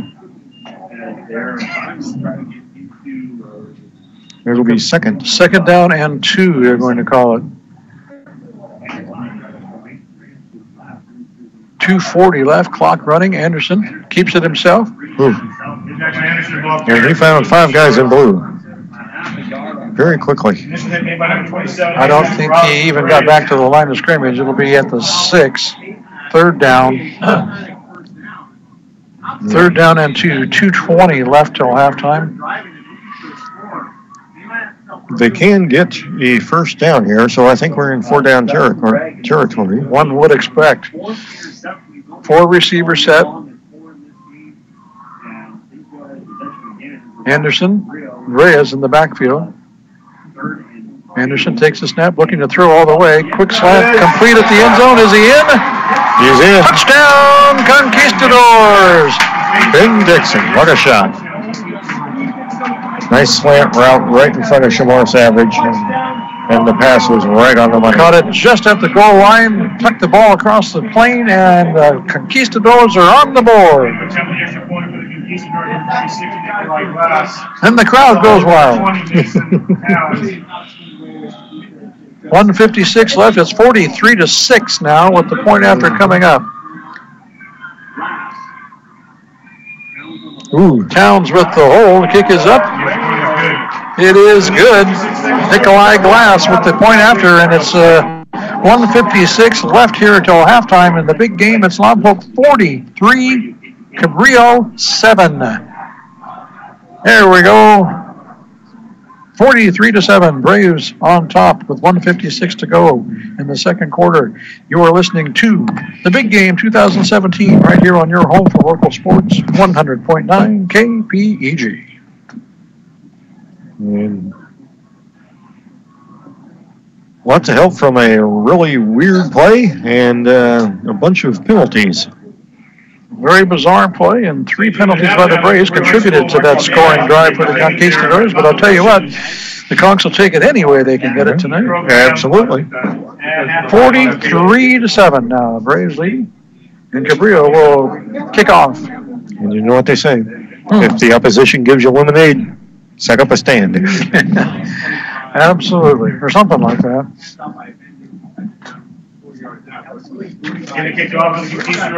Looking at, we were talking about rankings. Lompoc, of course, on top in the LPL at 3-0. They're also currently ranked 4 in Southern Section Division 3, behind Charter Oak, Citrus Hill, and Sierra Canyon. And I think there's a good chance that they may drop to 5 simply on the basis of the strength of schedule, which takes a big hit playing Cabrillo tonight. Nice kick. Braves were up. And it will roll into the end zone just across the plane. Hanley was back. He'll watch it go in for the touchback. So the Braves will take over 1st and 10 at their own 20 with 1 minute and 56 seconds left till the break. And that just did squeeze into the end zone. If he'd been able to hold up, just check up a little bit, that would have really put the Braves in some interesting positions. That's a live ball back there, you know. As we said, Lompoc on top 3-0 in the LPL. San Ynez and St. Joseph currently tied going into tonight's game at 2-1. So that game over there in Santa Maria is a battle for second place, followed by Pioneer Valley at 1-3 and Cabrillo at 0-3 in league. Dix from the shotgun, looking to throw on first down. Got Savage all along. Oh, goodness. He catches it, but has to fall down to make the catch at the 32-yard line. 22, Shamar Savage. Had to wait for the ball, but nobody was out there with Shamar Savage. I mean, there was literally nobody within, 20 yards of it? 20, 25, yeah. He was standing out there all by himself. And he could have, had a barbecue waiting for the ball to get there. Yeah, and that ball took forever to fall. Oh, there was a rainbow, for sure. First down, Braves from the 32. Manzo in motion, takes the ball, sweeping right, picks up a block on the near side, gets by one tackler, still on his feet to the 5. Touchdown, Braves. And I think they irritated the Lompoc a little bit with that score. Lompoc wanted to answer that real quick, and they did. Huge pass to Shamar Savage, who was more open than I've ever seen any receiver in my entire broadcasting career. And then a beautiful jet sweep by Manzo from 32 yards out for another 6. It's now 49-7. Point after coming. Kick is away. Half 100. Kick is good. That's right. Lompoc to the half-century mark. 133. That took, 20 seconds? Oh, well, Lompoc took over with 156 and scored with 133. So, in the interest of not doing math, I'll let the folks at home figure that one out. 133 left in the half. It's now Lompoc 50, Cabrillo 7. You're listening to the 2017 version of the big game right here on 100.9 KPEG, your home for local sports. Again, the Braves will start their playoff run next week. A victory here tonight would give them outright championship of the Los Padres League, which would earn them a first-round home game. So probably be either seeded number 4 or number 5. So they'll get someone down in the lower portion of the brackets. The problem is the lower portion of the bracket in Division 3 is stacked. is not that unsubstantial, shall we say. Silva kicks this one, fielded back at the 3-yard line. Towns again, gets back up to middle of the field and gets tackled across the 15 to the 17-yard line. And that was number 2, Connor Hayes on the stop. They'll put it at the 17-yard line, and the Conquistadors will have a 1st and 10 from there with 1:26 left until halftime. And the crowd continuing to grow here. This is wonderful to see. The secondary seats over there on the far sideline are now at capacity. We have people lining the track underneath the scoreboard on the south end zone. So this is a real good crowd we've turned out for this game, and that's terrific to see. Had some kids over playing near the scoreboard with a football last night and accidentally turned it off in the fourth quarter. So, oops. Run up the middle for a couple, or maybe nothing. Okay. Well, I'll give him one. Couple inches. Give him 1, 2nd and 9. Couple feet. Clock running, just over a minute remaining. Starters still out defensively for the Braves, as you would expect. 4 receivers for the Conquistadors. Anderson from the shotgun. Reyes takes a hard hit at the line of scrimmage and maybe gets a yard. I think that was Johnny Lucatero. Or Giovanni. Giovanni Lucatero. Excuse me, number 42. Henderson in there on the stop for the Braves. Third down. Third down and 9. Not a whole lot of forward progress. 30 seconds left till halftime. Lucatero, DeLuna, and Corrales along the front, and then the usual suspects at linebacker. 4 receivers. Anderson will keep it himself. He's going to go down for a loss at the 15. Speaking of which, there was Mr. Cortez again. Ruben, number 21, back there in the backfield once again. And it'll be a loss back to the 15 or the 16 or 16, they'll put it. It'll be 4th down and 11, but that will bring the half to a close, Mike. 1 half, 24 minutes complete here in the big game 2017 version. And it's Lompoc 50, Cabrillo 7. Pretty much to script, I would think, so far, Mike. Yeah, you were talking about some rankings and standings kind of info, and there's roughly 15,000 high schools in the United States, and Lompoc's ranked in the top 500. Cabrillo's in the top 12,000. So, okay. The LPO, by the way, is ranked 382nd out of 2,177 leagues nationwide. Wow. And Southern Section D3 is 14th out of 394 divisions nationwide.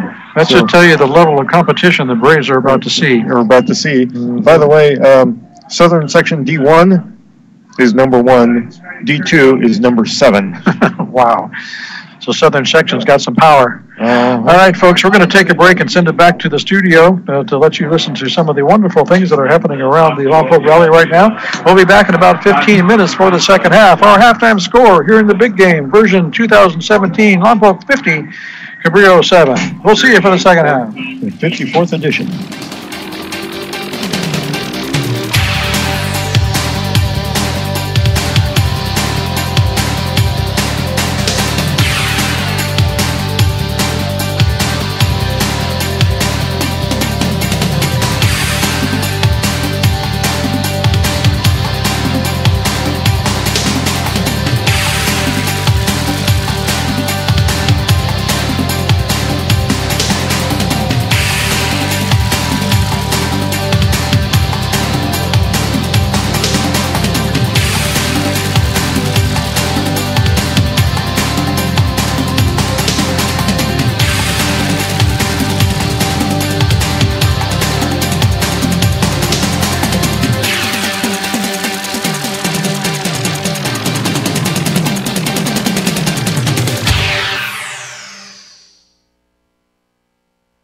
While the teams take a break, let's take a minute to tell you about this season's sponsors. These businesses stepped up to help the cause, and without their generous support, these broadcasts would not be possible. Thank you so much to The Box Shop, Frederick Quality Plumbing, Hammond Overhead Door, Lompoc Community Bank, The Pizza Garden, Rosa's Anything Athletic, Sunset Auto Center, The Surf Connection, Tom's, and Wilkerson Chiropractic.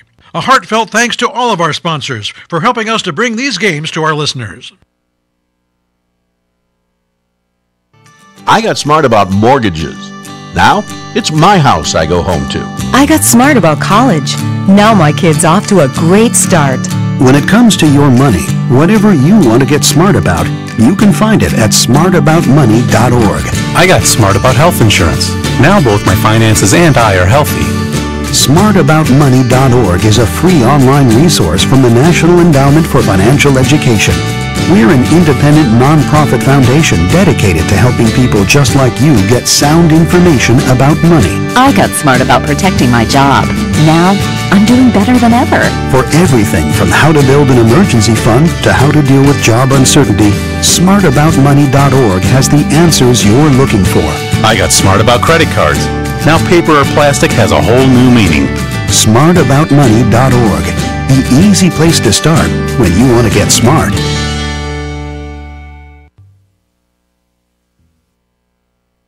Hey, football fans, do you have friends or family that live out of town but still like to follow Lompoc Valley football? Let them know that KPEG's game coverage is also streaming live on the web. Just send them to kpegradio.com and they can catch all of the action no matter where they are. That's kpegradio.com, brought to you by your home for local sports, 100.9 KPEG. By now, you've probably figured out that KPEG is not your ordinary average radio station. In fact, we're anything but ordinary. First, you'll never ever hear a commercial on KPEG. We're all about the music. And how about that music? We play more music with more variety than any other station in the area. And not just the standard tunes you hear everywhere else. Sure, we play rock and oldies and your favorite classic rock songs, but we'll also introduce you to some deep tracks that you might not have heard. Some new rock, and even some bands that are a bit off the mainstream. That's what makes KPEG so unique. Well, that and our exclusive live sports coverage, but the point is that KPEG is different by design. Enjoy it. We're 100.9 KPEG. We hope you are enjoying KPEG's live coverage of tonight's big game between the Lompoc Braves and the Cabrillo Conquistadores. Next week, the Braves begin their postseason run with a first-round playoff game. The Braves' opponent and the location of that game will be announced this Sunday, so stay tuned to KPEG for details. Our broadcast crew will be following the Braves this postseason as they seek a Division III championship. Join us next Friday at 6:45 for pregame, when we'll have an exclusive interview with head coach Andrew Jones. Then get ready for the kickoff at 7 o'clock. It's the Lompoc Braves in Round 1 of the CIF Southern Section Playoffs next Friday night, and it's right here on the official home of the Lompoc Braves and your home for local sports, 100.9 KPEG.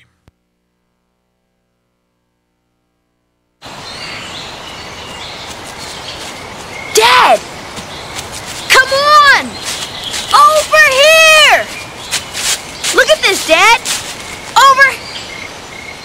Whoa. The moment my son saw a redwood tree It's huge! is the moment I knew that for him, You can't even see the top of that thing! even the sky has no limit. There are some moments only the forest can inspire. Find yours at discovertheforest.org. Learn about forests near you and discover cool things to do when you go, like hiking, biking, fishing, or camping. Or do your own thing when you get there with family and friends. Your moment is out there. Find it at discovertheforest.org. That's discovertheforest.org. Brought to you by the U.S. Forest Service and the Ad Council.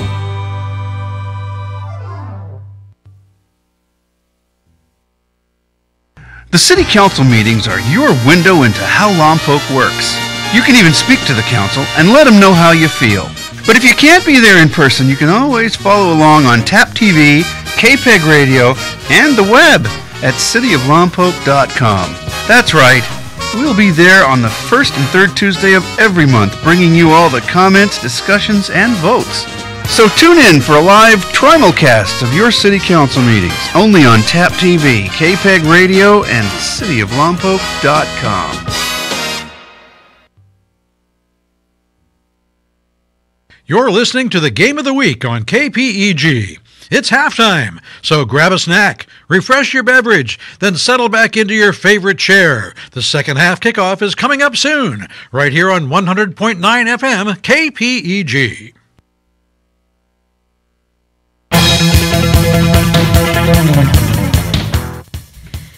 Hello, I'm Samantha Scroggin, Community Relations Manager with the City of Lompoc, and I'm here with Jasmine McGinty, Development Program Specialist. Let's tune in to what's happening in Lompoc. We're now registering for the Lompoc Recreation Division's Turkey Trot. Our Turkey Trot 1 and 3 mile fun runs are scheduled for Sunday, November 19th. Sign up now with our Recreation Division. Our Lompoc City Council is seeking input establishing district boundaries for our city's upcoming change to by-district council elections, which will be starting next year. Visit drawlompoc.org for details. We have announced our facade improvement program for businesses. This commercial facade rebate and loan program provides opportunity for local businesses to make improvements to their businesses. Visit cityoflompoc.com for details. We are also accepting applications for our tenant-based rental assistance program and have issued our notice of funding availability for nonprofits. Visit our website for details. It's not too early to start thinking about the holidays. Applications are now available online and in our recreation office for visits with Santa. Cost per visit is just $30 for Lompoc residents and $36 for non-Lompoc residents. Visits will take place from December 15th through December 18th. Sign up now with our Recreation Division. Finally, the City of Lompoc is looking to fill vacancies on city commissions, committees, and boards. We're especially in need of youth commissioners. Visit thecityoflompoc.com for details on how to apply. Follow the City of Lompoc on social media. And be sure to watch our latest episode of Tune in Lompoc, Housing in Lompoc, posted at cityoflompoc.com. Thanks for joining us. We'll talk to you next time when we tune in Lompoc.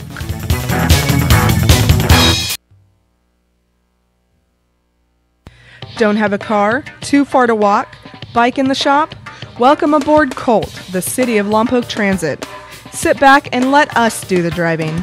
Colt serves the communities of Lompoc, Mission Hills, and Vandenberg Village. We offer comfort, low fares, convenience, free transfers, and great service. For more information and free trip planning assistance, give us a call at 736-7666 or visit us on the web at cityoflompoc.com/transit. Rich is just a really good guy. The term good egg isn't enough to describe him. He's also certified organic and free range. Rich puts the cap back on everything. The toothpaste, the olive oil, the shampoo, everything. He lets his 10-year-old nephew beat him at virtual tennis, even though he can straight up slay his 10-year-old nephew in virtual tennis. When the toilet paper is running low, Rich replaces the roll on the actual holder, not just on the back of the toilet. Rich is texting and driving. Rich, no. What are you doing, Rich? I was just telling everyone how great you are. Texting and driving makes good people look bad. Visit StopTextStopWrecks.org, a public service announcement brought to you by the National Highway Traffic Safety Administration and the Ad Council. You're listening to the Game of the Week on KPEG. It's halftime, so grab a snack, refresh your beverage, then settle back into your favorite chair. The second half kickoff is coming up soon, right here on 100.9 FM KPEG. I shop and cook for my mom every week. I help my dad pay his bills. I take my wife to the doctor. Am I a caregiver? Are you caring for a senior parent, spouse, or friend? Do you spend time helping with meals, shopping, or personal care? Are you stressed? Do you have less time for yourself? You are not alone. Nearly 1 in 6 people in Lompoc are caregivers. Visit caringtogetherlompoc.org or call 925-9554. Dave, what are you doing? Just sending a gift to Dave 2037. Who? Me in the future. I save a little money from every paycheck as a gift to Dave 2037, so he can spend it on things like anti-gravity boots or a hologram Doberman, something cool like that. I think Dave 2037 deserves it. He worked hard. What are you getting Steve 2037? I guess I was thinking Steve 2037 would just fend for himself. Well, alright, but don't expect to be borrowing my anti-gravity boots. You want to have money in your future? You got to start saving now. Putting some money from every paycheck into a savings account or contributing to your 401k can make a big difference later. Put away a few bucks, feel like $1 million. For free ideas and easy ways to save, go to feedthepig.org. That's feedthepig.org. Hey, let's just hope Steve 2037 doesn't get his hands on a cool time machine, because he is going to come back here and knock some sense into you. This message brought to you by the American Institute of Certified Public Accountants and the Ad Council. Do you love to swim? Do you think about swimming even when you aren't swimming? Well, we've got a publication for you. A poolside publication. Just surf on over to the Lompoc Parks and Rec webpage and click on Poolside Publication. That's cityoflompoc.com/parks_rec.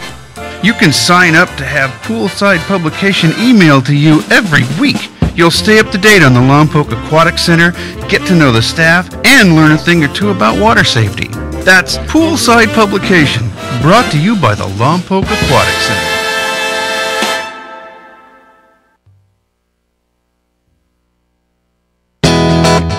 Hey Lompoc, now that your newest, bestest, most favoritist radio station is up and running, why not put us to work? If your organization has a nonprofit event or fundraiser coming up, let KPEG help spread the word. Just submit your public service announcement at least 2 weeks in advance and we'll handle the rest. Call us at 875-2750 for details. That's 875-2750. After all, KPEG is your community radio station. Serving you is what we do. You're listening to the Game of the Week on KPEG. It's halftime, so grab a snack, refresh your beverage, then settle back into your favorite chair. The second half kickoff is coming up soon, right here on 100.9 FM KPEG.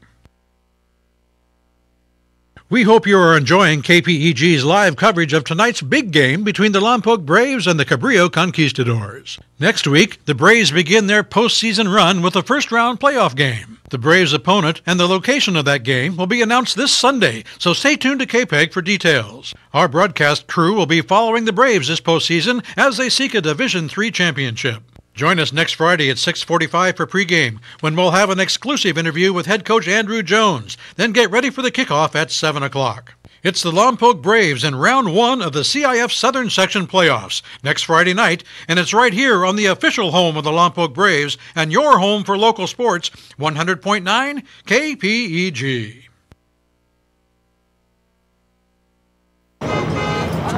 So you see, son, good manners are very, very important. Someday, many years from now, when you're a grown-up, you'll be a man. And when you are, you should be a gentleman. Do you want me to go through it one more time? Yes. Yes, please. Yes, please. Exactly. Always say please, thank you, you're welcome, and excuse me. Sit up straight, hold doors open for ladies. If a door's shut, then knock first. Don't burp, don't swear, don't speak with your mouth full, don't reach across people's plates, keep your elbows off the table. What table? And don't interrupt. While we're at it, don't stare, don't use foul language, don't call people names, but do remember people's names. Always share your toys, play nice, and cover your mouth when you cough or sneeze. On the bus, give up your seat to anyone who has trouble standing. Bottom line, treat others the way you'd like to be treated. Got it? Got it. And stop picking your nose. Most parenting is hard to do in just 2 minutes. But spending just 2 minutes twice a day making sure they brush their teeth is easier and could help save them from a lifetime of tooth pain. For fun 2-minute videos to watch while brushing, visit 2min2x.org. That's 2min2x.org. A message from the Partnership for Healthy Mouths, Healthy Lives, and the Ad Council. The World Wide Web has many things to offer, and one of those things is Tap TV. Just surf your browser to cityoflompoc.com/taptv.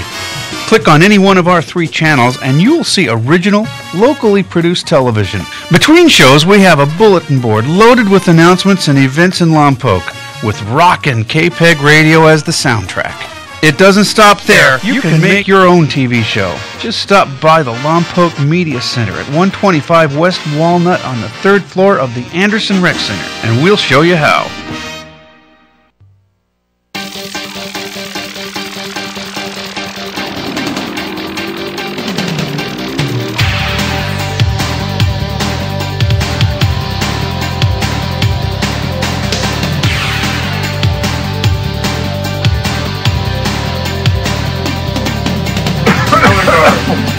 Well, welcome back to Houck Stadium, ladies and gentlemen. Hope you enjoyed your halftime break. We just were witness to a wonderful performance by the Cabrillo High School Marching Band.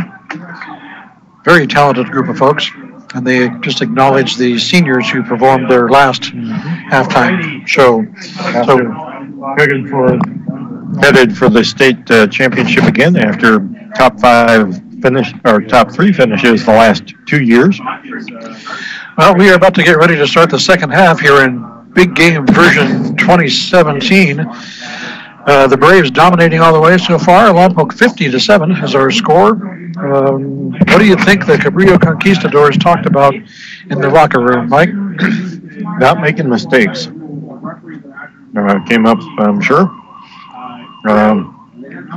And taking advantage of Lompoc's mistakes when they make them. Cabrillo's had some opportunities and basically threw them away. They were able to cash in there late in the second quarter. Lompoc committed some, shall we say, silly penalties. Kind of like boneheaded. Okay, yeah, either one will work. But Conquistadors capitalized and put 7 on the board. Yeah. Braves have an opportunity to do something that has never been done in the series before.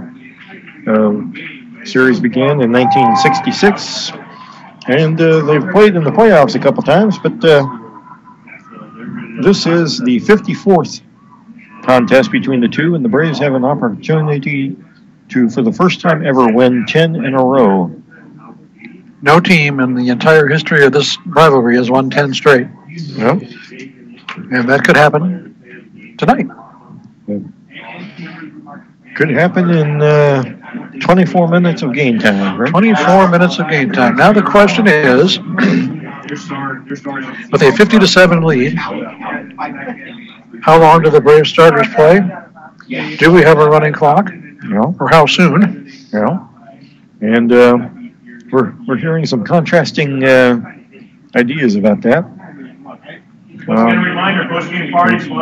Braves, of course, are looking forward to CIF, and they want their guys in shape and operating a high level. And can't necessarily do that if they take the whole second half off. So we'll see what we see. The Lompoc Braves will kick off to start things here in the second half.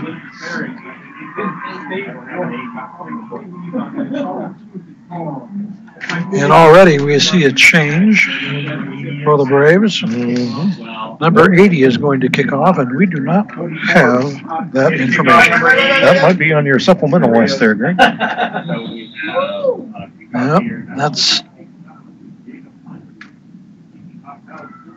so just Cabrillo guys. Okay, a little wedge there on the return for the Conquistadors, and Towns will get out to the 27. Cabrillo begins their 8th possession with 11:54 to go from the 27.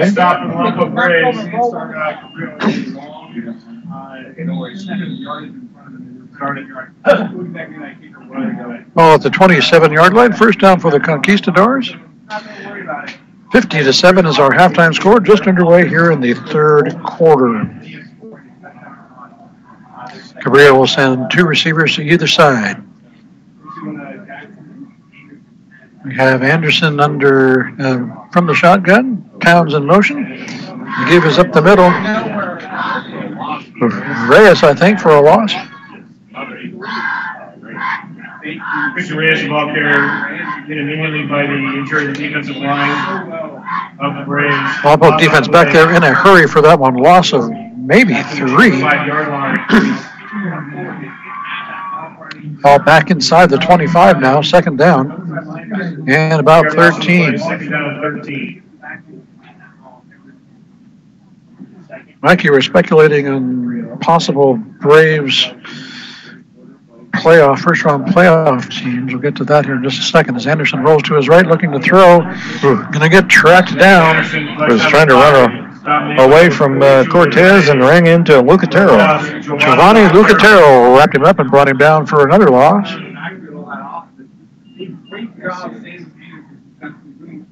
Where are they going to put it this time? At the 19-yard line. So in the definition of retrograde motion, we've gone from 1st and 10 to 2nd and 13 to 3rd and about 18.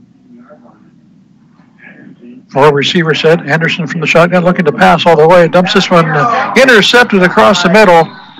Ruben Cortez snagged that one and gets brought down at the 15-yard line. Ruben doing it all tonight. Ruben's working on trying to become the Sunset Chevrolet player of the game for the Braves. So there's going to be some competition for that tonight, I think. But Ruben is doing a spectacular job on defense tonight for Lompoc. Return to the 14-yard line. I don't believe he's carried the ball yet tonight on offense, has he? I don't think so. So another turnover for the Conquistadors, and it's first down Braves from the 14-yard line of the Conquistadors. 1st and 10. Dix will get under center. Kyle alone backfield. Alone back in the backfield. He'll get the carry. Oh, goodness. Straight up the middle, breaks the tackle to the 10, to the 5. Touchdown, Toa and the Braves. Those one-play drives will kill you. And that's something that Coach Pateras mentioned to me in a previous interview, is that we've got to quit giving up those one-play drives. And there's an example of that. Of course, he had a tremendously short field after the Cortez interception. Yeah. But it's now 56-7, point after coming. Kick is away. Kick is good. So just under 2 minutes gone here in the third quarter. 10:01 remaining. And it's Lompoc 57, Cabrillo 7. You are listening to the Big Game version 2017 right here on your home for local sports, 100.9 KPEG.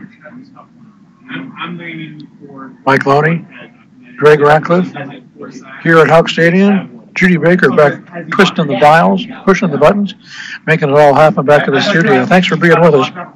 The guy on the kickoff last time could very well be Max Flores. He was the kicker for the JV team, wearing number 10 on the JV team, and so that 10 is taken on the varsity. So if they brought him up, they probably gave him a number with.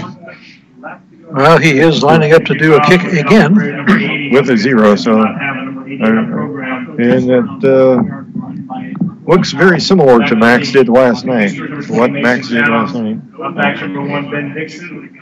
Number 2, J.D. Chakowski. Well, number 80, we'll call him. We're set to kick off.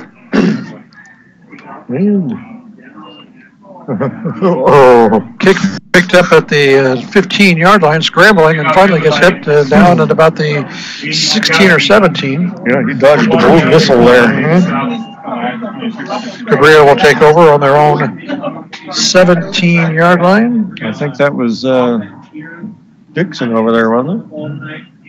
On that, but there was a Brave that just came flying through there and managed to get a hand on him, but couldn't bring him down. But, a lot of familiar numbers out there on defense for the Braves. Savage, Canley, Cortez, Henderson, Lucatero, they're all out there. Paluna. So the Braves starting D is still out on the field. 57-7 is our score. Braves on top. Cabrillo with the first down. Oh. Chakowski trying to get out to the outside and will lose about a yard, I think. Yeah. Coleman and Jimmy Graham came flying up from his free safety spot and popped them pretty good. Loss of 4 officially. It'll be second down and 14 now from the 14. Anderson from the shotgun, straight up the middle. Oof. Lots of blue. And very little green. Yeah. About 2 yards. Yep. Third and long.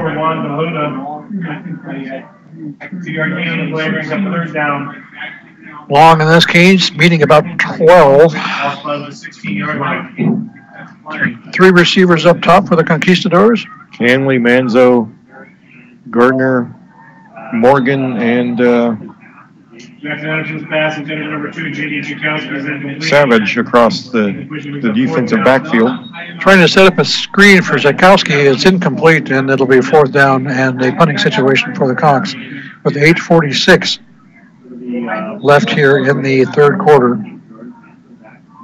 And the clock is stopped, ladies and gentlemen, so we do not have a running clock here in the third. Just so you know. 8:46. Johnny Manzo.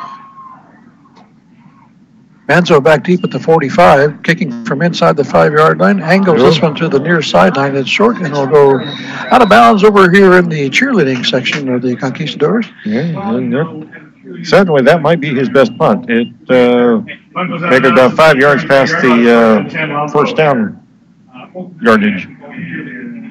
They'll put it at the 33, 34. Somewhere in that vicinity. Lompoc with a very short field once again. 8:39 left here in the third. The Braves will have a 1st and 10 at the Cabrillo 33-yard line.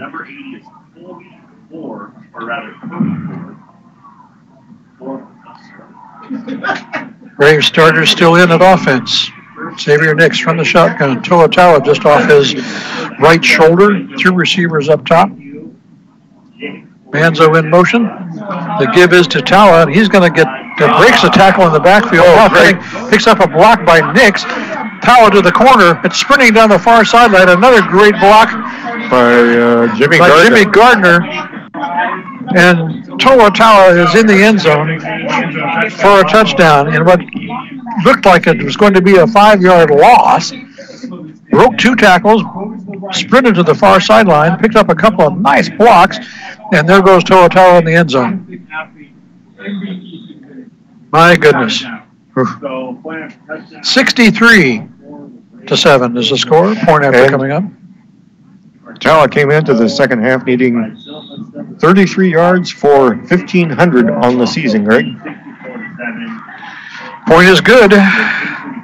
8:25 left here in the third quarter. The score is now Lompoc 64, Cabrillo 7. And that run went 33 yards. Did they break 15? Well, while we do some quick math, we'll thank Sunset Auto Center for being with us tonight. George and Cheryl Bedford doing so many things for the Lompoc community. They've got 4 beautiful automobiles down there in the south end zone tonight, 2 for each team. And we want to thank them for being part of our broadcast team as well. Sunset Auto Center. 64-7.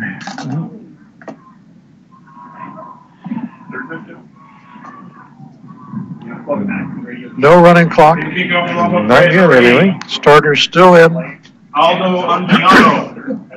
And I have. And now we're hearing that number 80 is Aldo Anguiano. Okay.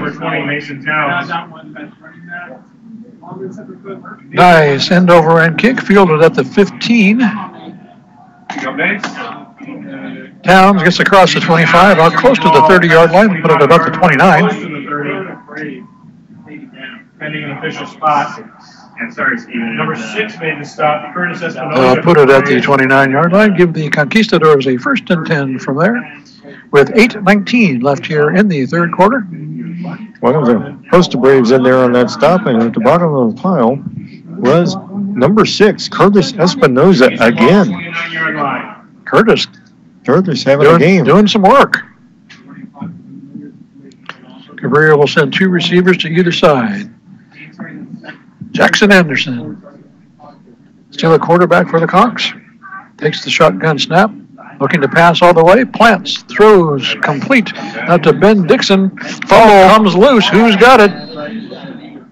Cabrillo covers it up. So that one they will call a catch and a fumble.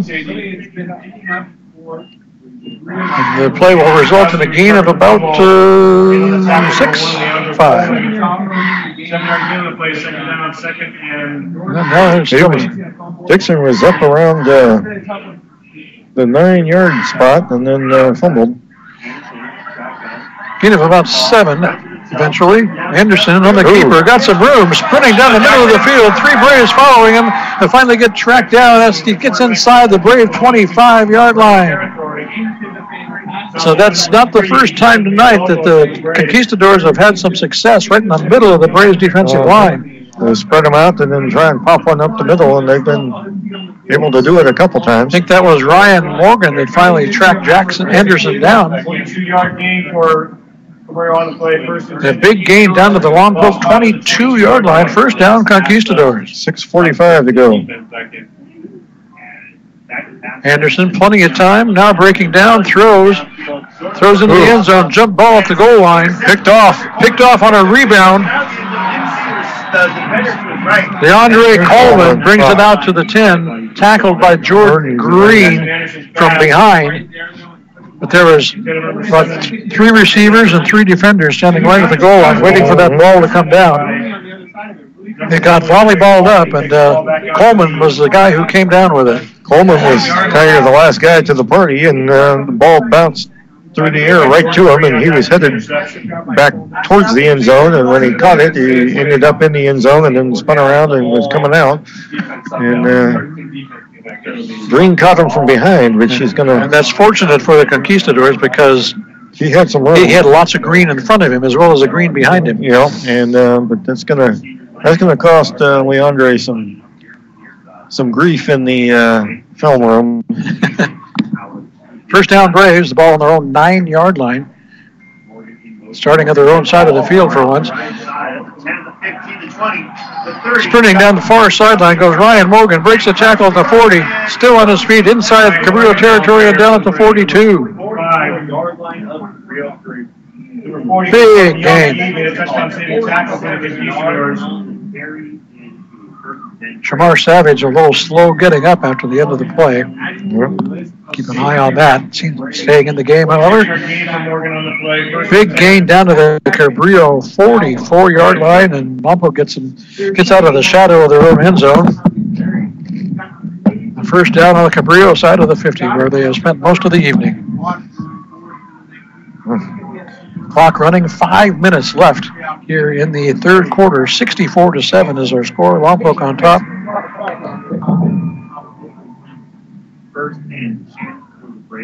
Two receivers to either side, I formation. Granny in the fullback slot. Fakes a tower. Dix rolling right. Now has to tuck it down under pressure and gets back not quite to the line of scrimmage. Yep, gets to the 46. Good pursuit back there in the backfield by the Conquistadors.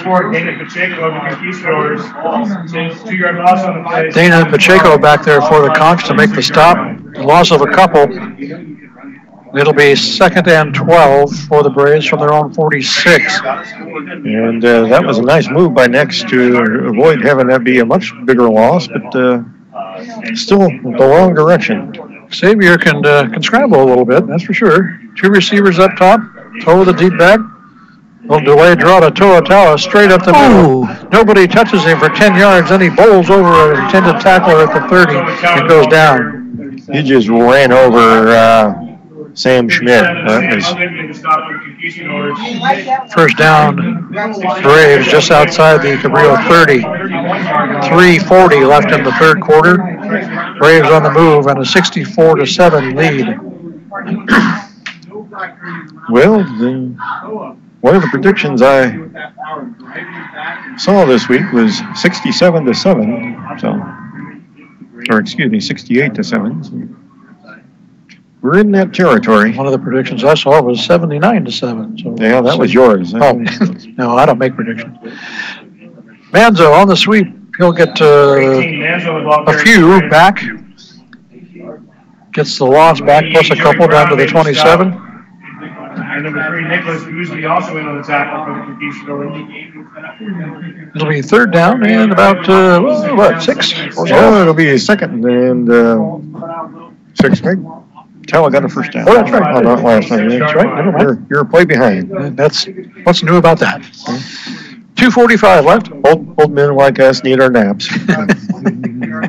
Second down and 6 for the Braves. 2.5 left here in the third quarter. Lompoc has the ball at the Cabrillo 26-yard line. 2 receivers out wide right. Toa up the middle. Tao's helmet goes flying at first contact and gets down to about the 21. And number 55 also on the stop. Toa will have to come out for a play as he loses his hat. Well, he was due to rotate out anyway. Yeah, that's true.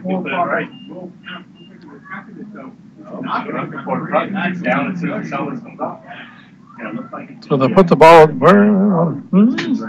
the 21. And we have a flag over on the far sideline. I'm not sure what that was. Well, the officials aren't too concerned about it, apparently. We're going to play ball. Third down and 1 from the 21. Savage out wide to the right. I think receiver. I think an errant ball came out on the field. Ruben Cortez, its first carry of the night, and making the most of it. Breaks a tackle, spins away from another. Now we got a scrum. Ruben refusing to go down, gets all the way to the 10-yard line. And you were asking about if Ruben had carried. Now he has. Now he has. And boy, he got, about 11 yards on that and earned every one of them. Took it from, well, looks like they're going to give him around 10. And now another flag. And I think this is a flag, unsportsmanlike conduct against the Cabrillo bench. Well, that's one for each team now so far. Unsportsmanlike on the Braves in the first half from the sideline. Move the ball to the 5. Braves will have first and goal from there. Clock running. 40 seconds left here in the quarter. Braves trying to add to a 64-7 lead. Tower in the backfield. Nick's under center. Manzo in motion. The give is to Tower. And he's going to force his way into the end zone. Touchdown, Braves. Stops the clock with 18.7 seconds left in the third quarter, and the Braves are now up to 70. It is 70-7.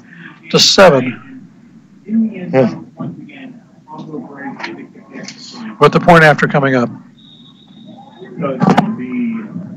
From the hold of Ruben Cortez. This kick from Silva is away. It's good. So we've got 18.7 seconds left here in the third quarter. Was that no good? Yeah, I thought it was good. 71. Kick was good. Yeah. Okay. Everybody's having trouble with math tonight. Okay. 18.7 seconds remaining in the third quarter. Lompoc ups its lead. It's now Braves 71, Conquistadores 7. You are listening to Big Game version 2017 right here on your home for local sports, 100.9 KPEG. In stereo. I want to thank the Surf Connection for being with us tonight. Thank you to Dave and Robin over at SurfCon for being with us. We appreciate their support of local sports and local community-based nonprofit radio. That's us. Thank you to the Surf Connection. With 7 plays, 5 minutes, 40 seconds off. Mike, you were speculating on first-round playoff opponents. Oh, yes, I was. Well, currently the Braves are looking to be 4th or 5th, which means they would probably play the 13 seed or the 12 seed. Kickoff fielded at the 25. We'll get right back to that. Mike returned out to the 30. That was J.D. Chakowski out to the 30. That's where the Conquistadores will take over at first and 10. Clock running, and that will let the third quarter expire. Mike? 12 minutes left in Big Game version 2017. It's Lompoc 71, Cabrillo 7. You're listening to the KPEG Game of the Week at 100.9 FM, your home for local sports. And the greatest rock and roll on the planet. Well, the current 12 and 13 seeds in Division 3 are a couple of old nemesis for the Braves. Cabrillo is number 12. Palos Verdes is number 13. And if one of those goes out or somebody drops, number 11 is Newberry Park. And so Newberry Park, we haven't played them in a while. Haven't played them in a while. And if you want to really make it interesting, the current 16 seed, the final entry, who would be playing the number 1 team, is a team from Encino named Crespi. What does that tell you about the depth and the strength of Division III if a team like Crespi is the 16 seed in the playoff? Holy cow. Okay, 1st and 10, Cabrillo from their own 30. We'll turn around and go in the other direction. Cabrillo now heading to the southern end zone, throwing deep on 1st down up the middle. There's a whole group of people there. Yeah. Including a bunch of Braves defenders who are wearing clean uniforms. That was number 40 who almost picked that off, and he had help from number 25. Galarza was there. Yeah. And number 40 is not listed on our numbers. We're going to see some numbers. We probably don't have 25, David Galarza. He's 5'11", 170-pound junior. So 2nd and 10 after the completed pass. Incompleted pass. We are now in an official running clock. A little more room up the middle for Jackson Anderson out to the 38. Short of a 1st down by a couple, however. It'll be 3rd and 2. I want to thank Tom's Restaurant as well for being with us tonight. Thank you, Ken. We appreciate your support. Tom's Restaurant, ladies and gentlemen, one of our fine sponsors. We appreciate your support of local sports and local community radio. Tom's Restaurant. 3rd and a meter to go. 3rd and a meter. Ooh. Quick pass incomplete. I don't think... and somebody got a hit on that. That was number 23 came running in there, and Matthew Dondero got a hand on it. I'm not sure that Mason Towns, the intended receiver, was actually expecting the ball, or at least wasn't ready for it. Well, that ball started doing some weird fluctuations in the air after Dondero got a hand on it. 4th and a yard or so, and the Conquistadores will go for it from their own 39. Why not? Yeah, absolutely. Reyes off a left tackle. He'll get the 1st down and a little more out to the 45-yard line. Nice 6-yard run. That'll move the chains for the Conks. 1st down, Cabrillo at their own 45. With 10-20 is slipping by as the clock continues to run. Lompoc with massive substitutions here on the defensive side of the ball here in the 4th quarter. 4 wide. Anderson back to pass. Little wobbly one out there, but picked out of the air and complete. Nice job by Green going up for that one. Number 40, the tackle for the Braves. I don't have a name for that number.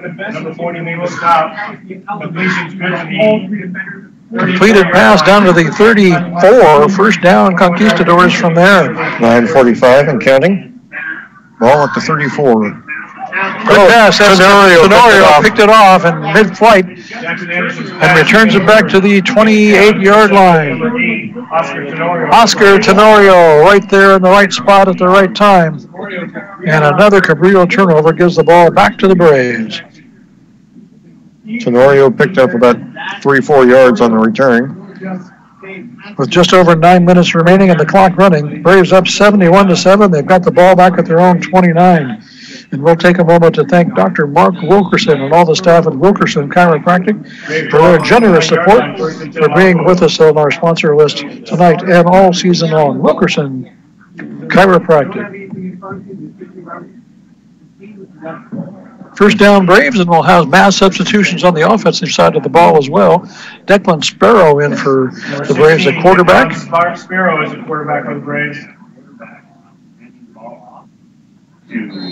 Run up the middle. That was, who was that? Nick Dominguez, the ball carrier for the Braves. Somebody knew. That was Nick Dominguez. Nick Dominguez, okay.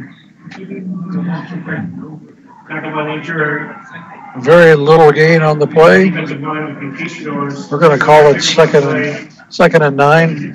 Number 31, Dick Dominguez. Give him a yard. Lots of new faces and lots of clean uniforms out there for the Braves. Or at least a couple feet. 2 receivers up top. Sparrow under center.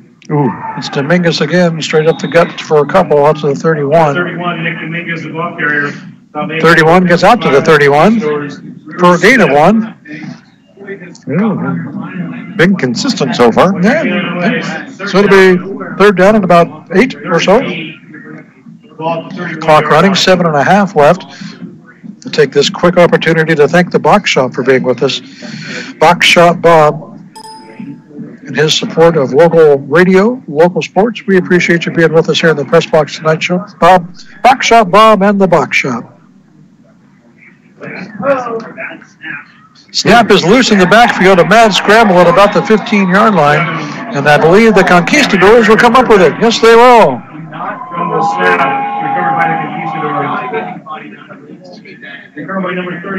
So a break for the Conquistadors here midway through the 4th quarter. They'll take over in great field position. 1st and 10 at the Brave 17-yard line with just under 7 minutes remaining. It's 71-7. Braves on top. Yeah. And they're going to try and pound this one in, I have a feeling. But you bet they want to score one more time, or at least. Looking down to 6:30 remaining here in the 4th. 4 receivers for the Conks, 3 here to the near side, 1 up top. Anderson from the shotgun as usual. Quick throw to Zukowski, complete. But down to the 9. Tackled by Giovanni Quadra, right? Yeah. At least somebody wearing number 12, and it looks like Giovanni. Pick up a couple. We'll call it 2nd and 8 from the 14. Same formation, 3 to the right, 1 up top. 6 pass to 2, tackled by 12. Something like that. Anderson back to pass, looking to the end zone. Looking for Dixon in the corner, incomplete. Flag coming in late, however. I just want to let you know that Santa Maria has 20 to 19. Who are they going to call it on, however, is the question. There's a lot of contact going on before that ball got there. Pass interference, Braves. The Braves. If I lost that on the World Series. So that'll move the ball in Cabrillo's favor. Where will they put it, one asks. Well, we've got some interesting scores going on around. San Ynez is clawed back into the game. They're down 14-7 to St. Joe in the 3rd quarter. Paso Robles up 21-7 over at Atascadero. Aurora Grande is stomping on San Luis 45-14. And the Pomo has a narrow lead 19-14 over Santa Maria. Ooh. And Cabrillo has a 2nd and short. Timeout called by the Braves. Stops the clock with 4:53 left in the game. Lompoc up 71-7. Cabrillo trying to trim the lead just a little bit here before we run out of time. And why we have this opportunity, let's go through our sponsors one more time, folks. Remember, it's our sponsors that make this broadcast possible. We appreciate their support, and we hope that you do too. Let's thank the Box Shop, Friedrich Quality Plumbing, Hammond Overhead Door, Lompoc Community Bank, Pizza Garden, Anything Athletic Roses Embroidery, Sunset Auto Center, Surf Connection, Tom's Restaurant, and Wilkerson Chiropractic. Thank you so much to all of our sponsors. We appreciate you being here with us all season long, and we hope to see you with us when the playoffs start next week. In the 4th quarter, Rigetti 37-6 over Pioneer Valley, but the woohoo was for this one from the 4th quarter. Napomo 19, Santa Maria 20. Ooh, that is a woohoo. Okay. Empty backfield for the Conquistadors. Jackson Anderson calls his own number and goes in virtually untouched. Touchdown, Conquistador. Nice job to make you guys miss. One in the backfield, one in the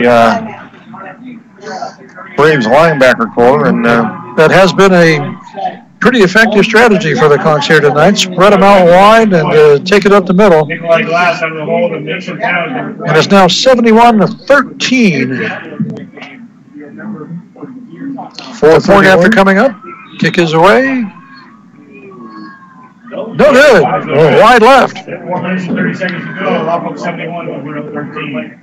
Reminder, stay tuned as soon as the game. So the clock stopped at 4:31 left in the game. It's now Lompoc 71, Cabrillo 13. Did you have 85 in the over-under, Greg? No. You are listening to the KPEG Game of the Week. Right here, it's the big game, version 2017, on your home for local sports, 100.9 KPEG. Craig Ratcliffe and Mike Loney here at Hawk Stadium. Judy Baker back at KPEG Control. Hope you're enjoying our broadcast tonight. Remember, you can always catch our broadcast online at kpegradio.com. And we will be right back here next week for round one of the CIF Southern Section Playoffs. The Braves will be hosting an opponent to be announced on Sunday. Yeah. Arroyo Grande 52, St. Louis 14. And in a somewhat surprising score in the third quarter, Templeton 7, Morro Bay 27. Wow, that's interesting. Okay, and an onside kick attempt here by the Conquistadores. It'll bounce out of bounds and draw a yellow flag. That one went directly out of bounds. Didn't get the upward bounce they were hoping for on that one. Drilled it out of bounds at about the 48-yard line or so.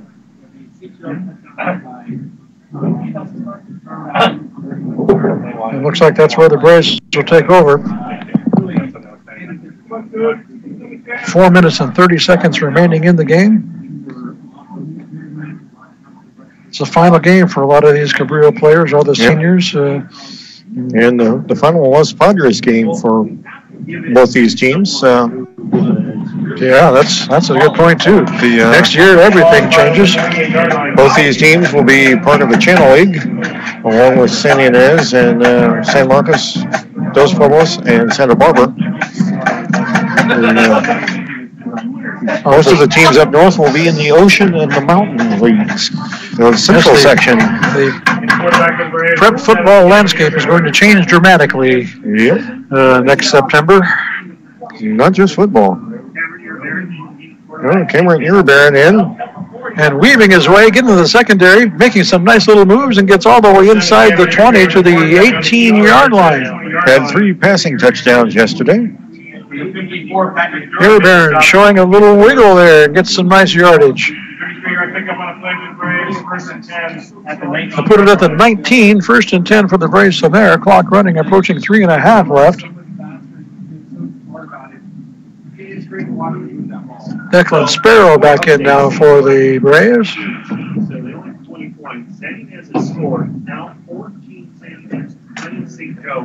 Two receivers to the near side. I formation for the Braves. Sparrow under center. As Tenorio, the deep back, will get the carry. Forces his way down to about the 15. The pile's still moving. And about 20 guys fall forward to about the 11. So about 8. Appropriate for Tenorio, wearing number 8. Indeed. 8 gets 8. Down to the 11. That kind of ruins it. Inside 3 minutes remaining, it'll be second down and about 1.5 or so. Sparrow comes back in with the play. San Ynez has narrowed that game a little bit. It's now 20-14 St. Joe. Thought that might be a good one over there in Santa Maria tonight. Anthony Casillas and Drew Galindo in at the wide receiver spots. Tenorio again on the handoff. Not a lot of action that time. Down to the 10. It'll be close to a first down, but I think he's going to be short. 55, Cruz Smith made the stop for the Conquistadors. The ball right at the 10. Need to get to about the 9.5. 2 minutes remaining here in the ball game. Third down and short for the Braves at the Cabrillo 10. Don't think the Braves are going to be punting, Greg. Unlikely. Interesting decision if they come up on fourth down, if they want to practice their field goal kicking. One receiver to either side now for the Braves. Casillas in motion. And now delay of game called against the Braves. 5-yard penalty, backs the ball up to the 15-yard line. The good news is it doesn't stop the clock, but it does move the ball back 5 yards to the 15. It'll be third down and a short 6 now for Lompoc. Sparrow going, hey, can we throw it now? Can we throw it now? Nick Dominguez is the tailback. Galindo out wide to the right. Galarza is the fullback. Casillas in motion. Casillas on the sweep. Gets to the corner. It'll get tracked down and tackled inside the 10. It'll be a first down. Very, very close. For the Braves. Pacheco made the stop. I think he's got it. And he does. First down, Braves, just inside the 10. First and goal. 45 seconds to go, and the clock's still running. And counting. Lompoc's going to have to do something here. They got one play left. A knee would be a good thing. Yeah. Your favorite formation, Mike? Casillas, Galarza, going, and Sparrow under center will take a knee. Sparrow will take a knee with 15 seconds left, and they'll let the clock run out. Lompoc 71, Cabrillo 13. Final score here tonight is going to be all Lompoc Braves 71-13 as the final seconds tick away. The teams line up at the 50-yard line. It might be a crosstown rivalry, but when it's over, they're all friends again. They're all still from the Valley. They're all from the Valley. And remember, a lot of these kids played youth ball together, and they've been friends their whole life. Now it's all business when they're out on the field. When the game's over, they're going to shake hands and be friends again. So that's what we like to see. Well, we've seen another 10-0 season for the Braves, but you know something, Greg? What's up? The Lompoc Braves have never had an undefeated season overall. The real football begins. Every time they've won a CIF championship, they did not go into the playoffs without a win, without a loss. So we shall see what this year brings. As we said, the Division III level of competition is going to be much greater than the Braves have seen before, certainly during the regular season, and certainly in past playoff runs. So it'll be really interesting. I don't know that the ones at the they have kind of shifted the level of opponent up. The early rounds a couple of years have been not spectacular, but there are no gimmies anymore. The Braves are gathered around the 30-yard line, and Ruben Cortez is holding the big game trophy up over his head as the Braves gather around to celebrate a big game win. The big game trophy stays at Lompoc for yet another year. So the question is who wins player of the game? And I don't know that we have an answer to that yet. I heard Xavier Nix's name mentioned, actually. Could be the case. Any number of players deserve it. Alrighty. There. Who's the players of the game? Xavier Nix, Lompoc, Christian Reyes, Okay, Xavier Nix for Lompoc and Christian Reyes for Cabrillo. Christian Reyes for Cabrillo. Okay, excellent. Well, both teams played honorably. It was a good, clean game. Cabrillo just outmatched here tonight. Yep. And they played hard all night. They were beaten. They did not lose. I know Coach Pateras will take everything positive he can out of this game and get his team ready to play again next season. I know they're going to have a good, productive off-season, this group is. They're going to come back stronger and better than ever, I have no doubt. And I have a feeling Lompoc's going to talk some about not doing bonehead stuff. They made a couple of in upcoming days. Yep. Remember, Game 1 of the CIF Southern Section Division III playoffs begins right here next Friday at Hawk Stadium. The Braves to host a first-round opponent that will be determined on Sunday afternoon, right around noon, I think, somewhere, when the brackets come out. Be announced, Dan. It will be determined Sunday morning. That's right. So, and we will be here, regardless of who comes to town, we're going to be here to bring it to you. So don't forget, your best playoff coverage will be right here at 100.9 KPEG.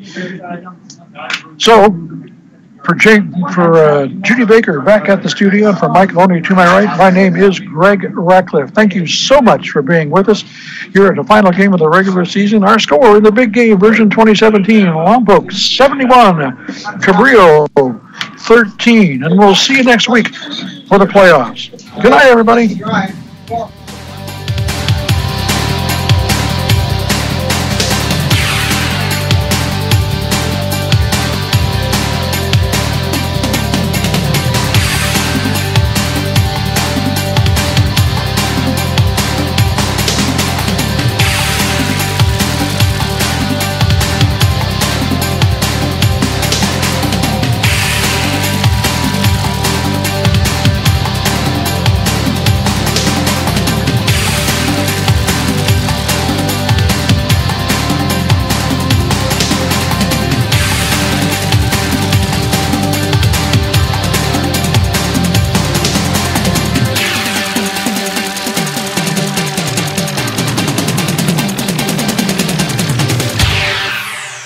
Rockin'